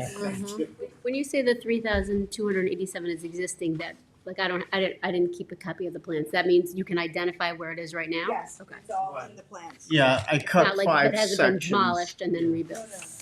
You'll see on a floor plan, there's 5 sections that were cut through the house, and on the second and third page are profiles of the impact of the pyramid rules, so. Yeah, we went through it in detail with Art Gerhauser. He had come up with these small discrepancies and we remedied that, and that's what this page is, this PR1 that was just handed out tonight. But otherwise, the other two pages, 2 and 3, are correct. So really, this page should be switched out from the plans we submitted on the 26th, dated March 12th. Okay. John, you and Devin have done a very good job on this. Anybody on the board who wants to comment? Thank you for hearing us and Yeah. working to resolve some of the issues. Thank you. And, you know, it's a compromise lot, you know, it's 40 feet wide, so you were incredibly creative, and we really appreciate that. Is there anyone in the audience who wishes to be heard on this matter? I just want to go home. I know. Is there anybody on Zoom who wishes to be heard on this matter? This is mine, we're gonna This is yours. close the public meeting, hold it open for written submissions until 4:18 with decision on 5-1. Is there a second? Second. Mr. Mastoni? Aye. Ms. Kane? Aye. Mr. Redmond? Aye. Mr. McDonald? Aye. Ms. Burgess? Chair votes aye. Thank you again, Thank John you. and Thank you. Deb. Appreciate it. Okay, number 14 on tonight's agenda, Victor Velasquez Tammy, 334 Brookhaven Avenue, Lawrence, New York, 900-166, 1-27. And do we have the applicant? Oh, what you guys? Nothing. I wasn't sure if it was easy, yes. Okay, put it, I do have the receipts that they had to send the second time. I do have those. Okay. Okay, what is this? This is, So if you recall, we asked these John. guys to remail. Remember, there was a question with the mailing, and Candace said that she's got all the receipts, so thank you. all right, what's going on? Okay, we're continuing on. And I've sworn you in, right? Oh, last time, right? Did I swear you in last time? No, he was. Okay. I wasn't here last time. Okay, but were you on Zoom? I don't remember. Maybe you were. Well, anyhow, let me swear you in. Oh, all right. Do you swear to tell the truth, the whole truth, and nothing but the truth? Yes, I do. Please state your name and address. Eric Pelletier, architect. Okay, 5 Eric. Pleasant Court, Huntington, New York, 11743. Okay. All right, so where are we on this? So we're continuing an accessory apartment application. I believe the board requested at the last hearing that we indicate the parking driveway on the survey with the calculations. And the owner has expanded the driveway roughly 32 by 33 feet additional parking area. It has all lined with cobblestone, and it probably can accommodate 6 cars comfortably. The apartment is roughly 595 square feet, which represents 35% of the allowable floor area of the house. It's 2 bedrooms. It has a rear entrance behind the garage, so there's no real visible entrance from the street. It will have egress windows, according to the code for the bedrooms. The owner has installed already the new septic system for the additional bedrooms, and that's the new IA system that everybody's putting in now. So he's made a real effort to make this good. It's in a ranch house. And again, the apartment's in the basement, and it's 35%. Right, and we knew it was in the basement there. I had some notes on this. Did you, John, as well? I had, we needed a survey. That's what I'm not saying We either. submitted all the surveys. All right, you've submitted that? I have one here if you want another one. No. They were in our submittals. All right, yeah, we got some stuff tonight that we didn't get a chance to take a look at. I'm assuming it's, Look at this now? no, I'm gonna take what you say, it's in our submittals, we'll take a look at that. Okay, yeah, just show us, okay. It's actually a double driveway with Okay. an expanded area. Okay. And it's one with the cobblestone. I comfortably it'd be 6 cars. And I don't think they're gonna have any more than that with a 2-bedroom accessory apartment. Right, right. The accessory apartment doesn't even take up the full basement. It's only 35%. And in the back, there's a rear entrance. And so it seems like a simple, straightforward application. Okay. Well, and also, if you remember at the last hearing, because we didn't have the survey, we hadn't been able to identify the other variances. Right. Which, now that we have the survey, we know that they, in addition to the size of the accessory apartment, that you also need the lot area. Remember, we were talking about you needed 80% of what's required, so it's a lot area of 22,500 where 32,000 is required, and they also need a variance for the location of the existing apartment, which is a 34.8-foot setback. I think that's on the survey, where 42 feet is required. Everything else complied. It was in that census designated area, so they didn't need variances from that. All right, so Katie, you have down specifically, because it wasn't in the write-up, what exactly we It was need. just those two, the lot area and the setback for the apartment. And those are things that are already existing, right? It's not like the building's proposed and they can change it. And I had also written down, just for housekeeping, that we need you guys to, I think you had submitted to Candace a revised application, but you need to make sure that that has this information in it. Apparently, like some of the sections you would put not applicable, so just. She mentioned that to me, and Yeah. I'm gonna email her that first thing in the morning. Yeah, the board doesn't need it, but we do for the file. Okay, Are you, on the floor area, are you saying it's additional interior square footage? No. Or is it, They're just additional variances. Because we didn't have the floor plans or the survey, the building department just wrote it up for how big the apartment is. okay, But typically, if you were conforming, your lot area would be 22,500, and it's covered on the existing CO for the house? As in- all, this Yeah. is, in order to have the accessory apartment, you have to show that you comply with all these other sections of the town code. But because you're, a pre-existing, non-conforming lot area, this board just has to recognize that that's and the way you it want to is. get that approval, obviously, you want that variance in the file. Yes. Okay. All right, John, this is yours, any questions? No, I think pretty much what we asked last time Yeah. is in this. It seemed pretty straightforward. And really, the next step, he's gotta go through the building department, make everything conforming to the code, so. Yeah. Is there any other questions from the board on this matter?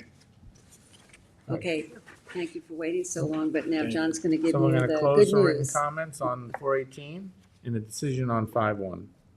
Is there a second? Second? Mr. Thank Evan? you. Aye. Mr. McDonald? Aye. Ms. Burgess? Aye. Ms. Kane? Aye. Mr. Macedonia? Aye. Chair votes aye. All right, thank you for waiting so long. Good. Okay, on to decisions. Okay.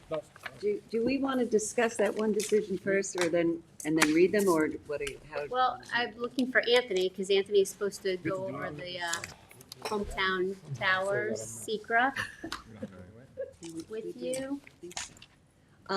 We also have secra. That's what I just said. Or is it just in the hall? Homeland Towers, do we have to do that? Yes, Ken?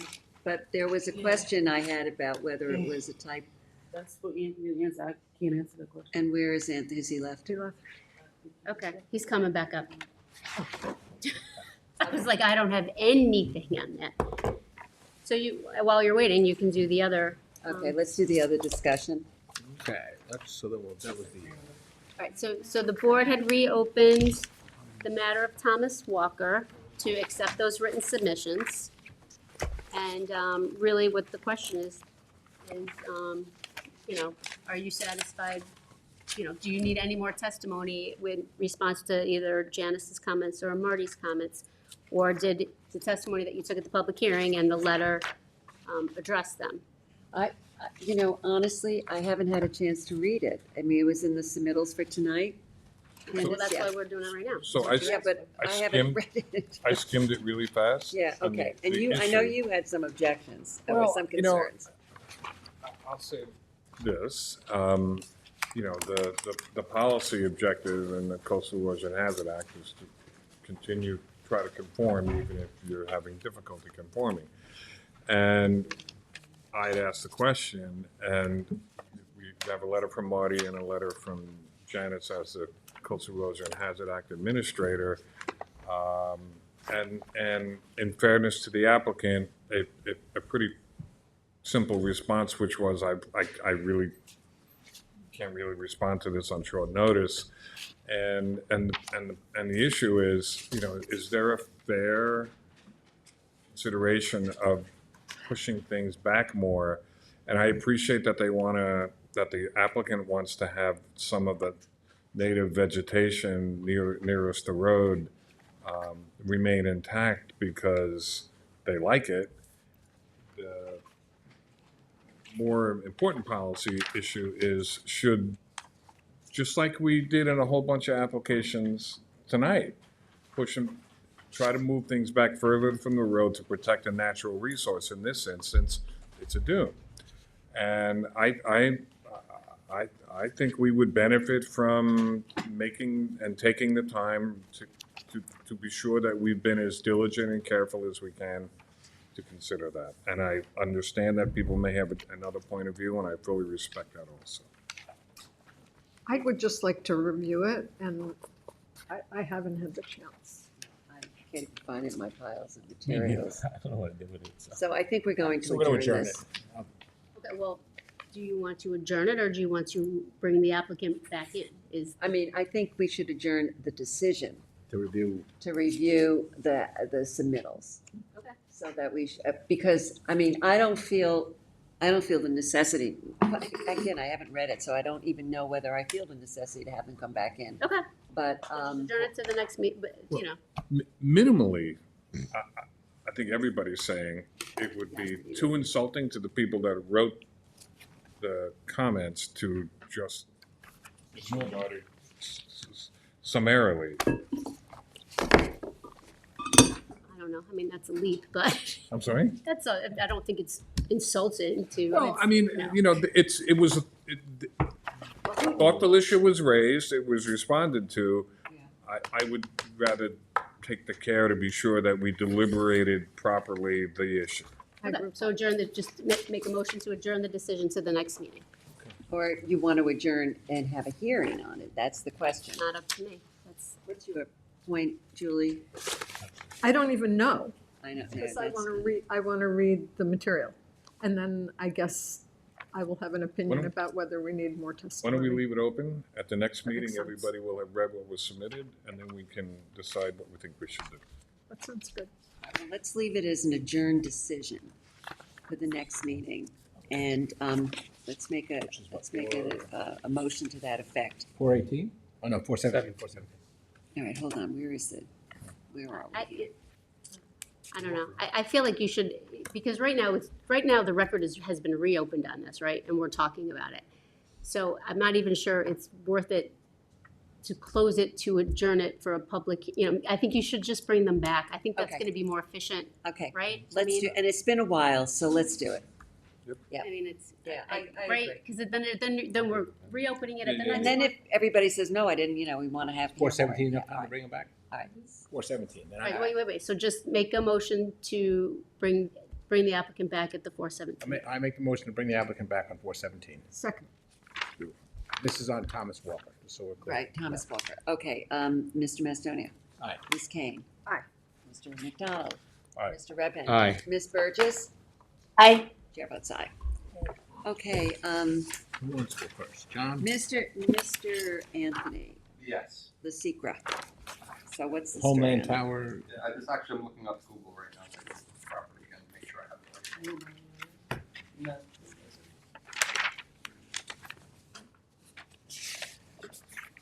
This is the one where I raised the question whether it was a type 1 or an unlisted.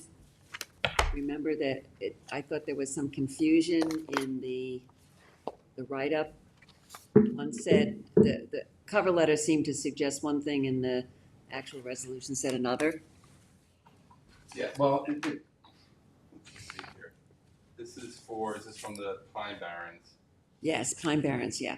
and they've classified it as, They classified it in two different ways. well, in any case, if it was a type 1 action, it requires coordination. If it's an unlisted action, that's optional at the lead agency. But in this case, they've coordinated secret, so it's getting treated the same way as if it was a type 1 or an unlisted. So, and again, a different agency could have different secret lists that could classify things one way or the other. But in any case, in this case, the Pine Barrens, who is involved in this because it's in the core preservation area, this requires a hardship from them. This is a big honking junkyard sitting in the middle of the, and now they've put an application in for a cell tower. I believe this application is riddled with all sorts of issues.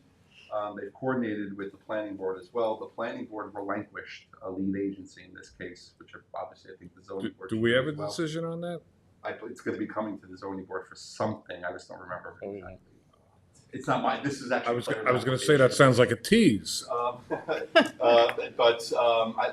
Yeah, this one's Claire's. This is one of the ones I'm not working on. But whatever the relief is, we just felt in this case the Pine Barrens should handle the review here because it's going to be probably more complicated. Okay, and so what are you asking for us to agree that they should have lead agency? You don't want to be lead agency. Right. So Correct.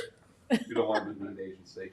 Yes. And, again, and since the planning board's already said that, I'm assuming that the Pine Barrens are going to take it. Yes, okay. Okay, that's good. So we don't need a separate resolution or anything on that? Do we need to memorialize that? When the meeting is over, you just have to sign this document that says that the zoning board does not want to assume lead agency. Okay. And you I'll wanna send that back to the Pine Barren Commission. Okay, just remember that I have to do that. Okay, let's go through some of these decisions. Thank you, Anthony. Anthony, thank you.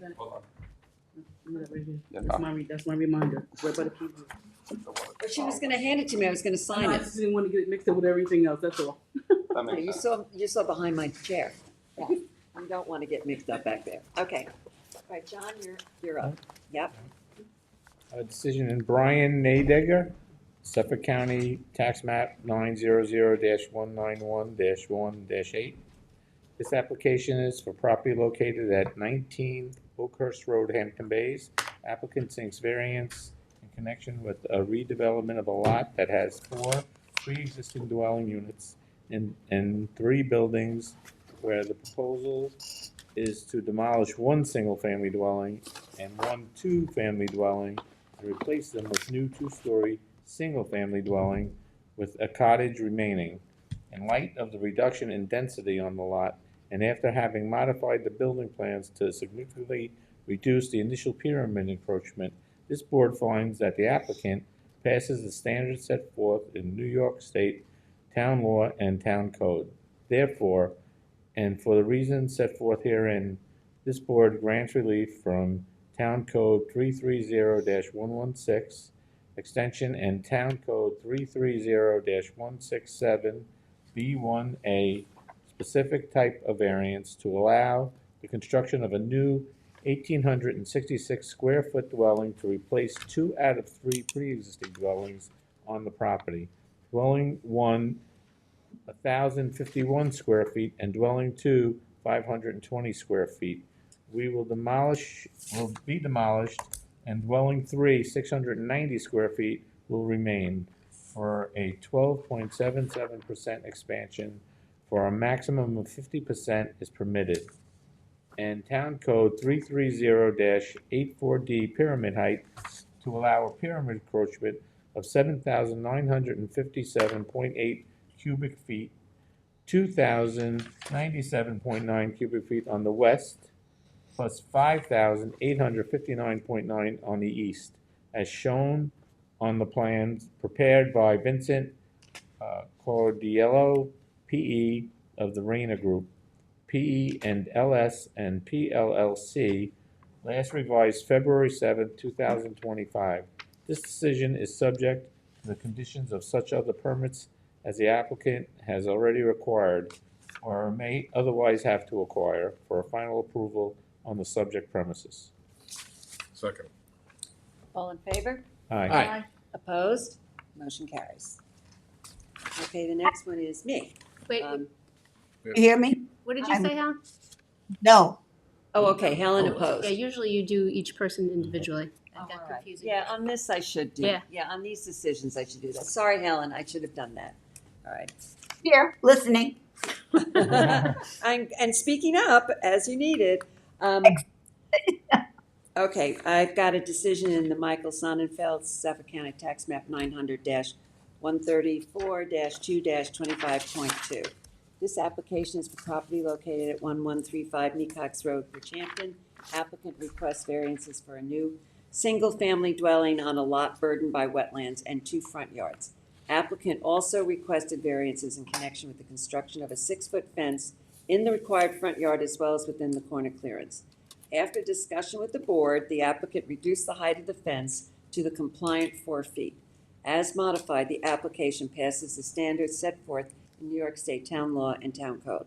Therefore, this board grants relief from the following provisions of the Town Code for proposed one-family dwelling. 1, Town Code Section 330-115C, continuance for a principal rear yard setback of 19 feet where 41.5 feet is existing for the dwelling, and for a principal rear yard setback of 13.7 feet where 41.5 feet is existing for an airway. And 2, Town Code Section 330-84D, pyramid height for a sky plane encroachment in the amount of 1,160 cubic feet to the west. This board also grants relief from Town Code Section 330-103, corner clearance to allow a 4-foot fence and opaque vegetation within 50 feet of a corner. These variances are granted as shown on the survey prepared by Francesco di Domenico, LS of F. Michael Himmer, LSPC, last revised March 10th, 2024, and the floor plans and elevations prepared by Oza Sabbath, RA, dated September 23rd, 2024. Grant of the foregoing relief is subject to such other conditions and permits as applicant has already acquired or may otherwise have to acquire for final approval of subject premises, and is conditioned upon the removal of all non-compliant fencing, including the deer fencing, prior to the issuance of any certificate for the dwelling. Second. Mr. Macedonia. Aye. Ms. Kane.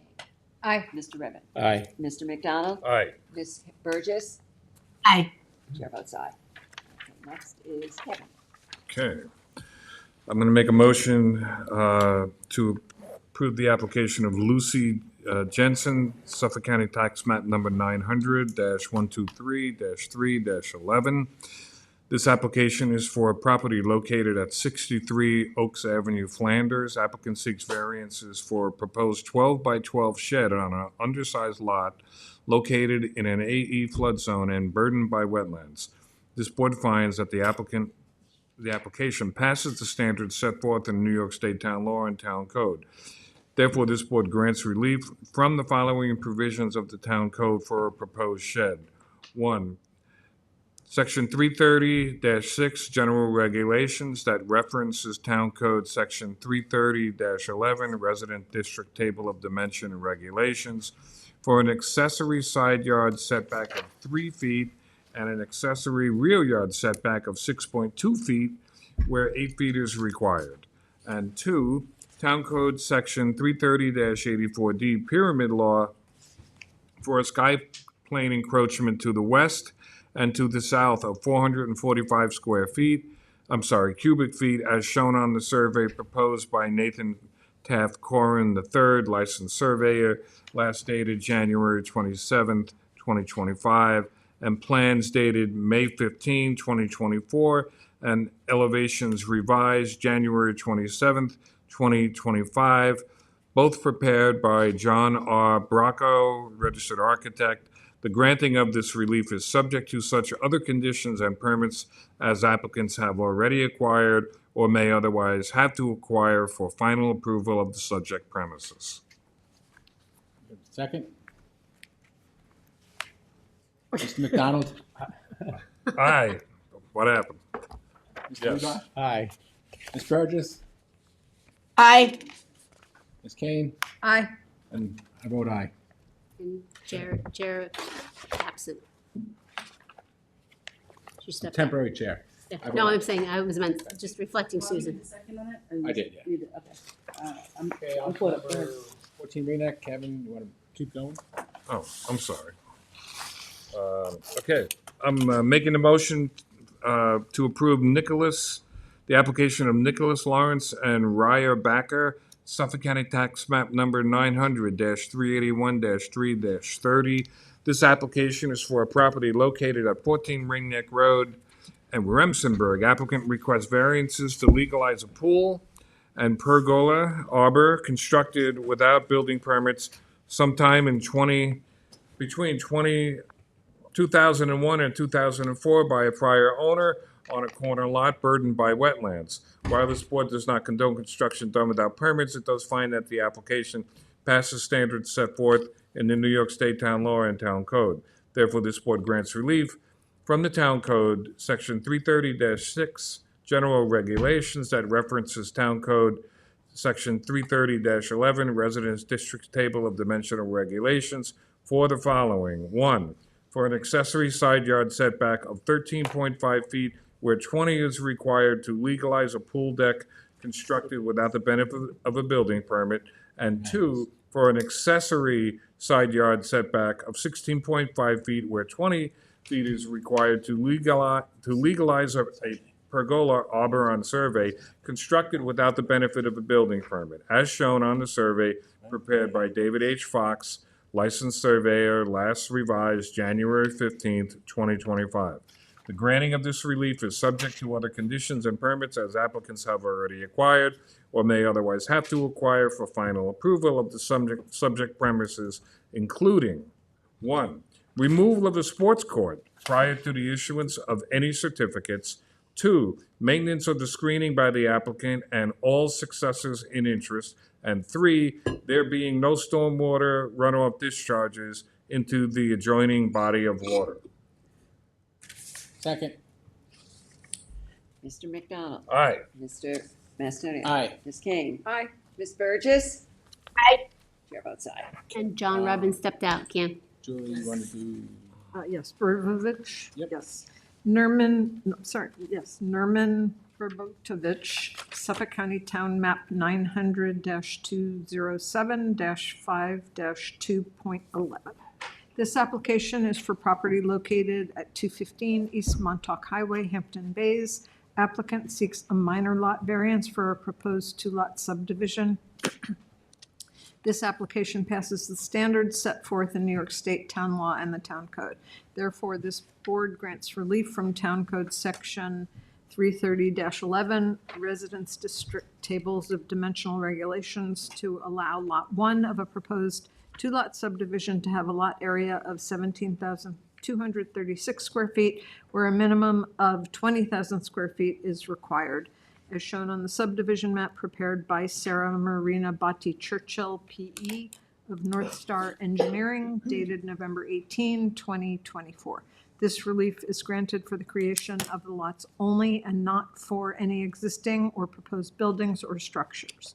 Grant of the foregoing relief is subject to such other conditions and permits as applicant has already acquired or may otherwise have to acquire for final approval of the subject premises. Second. Ms. Kane? Aye. Mr. Macedonia? Aye. Mr. Redmond? Aye. Mr. McDonald? Aye. Ms. Burgess? Aye. Chair votes aye. Okay, I have a decision in the matter of 658 Flying Point LLC, Suffolk County Tax Map 900-160-3-37.7. This application is for property located at 685 Flying Point Road, Watermill. Applicant requests relief to allow a swimming pool and patio to be located in the required front yard on a lot burdened heavily by wetlands and 3 front yards. This application passes the standards set forth in New York State Town Law and Town Code. Therefore, this board grants relief from the Town Code Section 330-76D, placement of accessory building structures and uses in all districts, and Town Code Section 330-83C yards to allow a swimming pool to be located within the required front yard for the principal building, and from Town Code Section 330-83A4 to allow a patio higher than 1 foot above ground level to be located within the required town front yard. As shown on the survey prepared by Lester Holden, LS of Squires Holden, Weissenbacher, and Smith, last revised November 20, 2024. Granting of this relief is subject to such other conditions and permits as applicant have already acquired or may otherwise have to acquire for final approval of subject premises, including there being no stormwater runoff discharge into the adjoining body of water. One quick second. Susan, I just juxtaposed the address, so it's 658 Flying Point Road. And it's 658, right? And so the first sentence was 685. Correct. So it is 658 this application is for. Thank you. Second.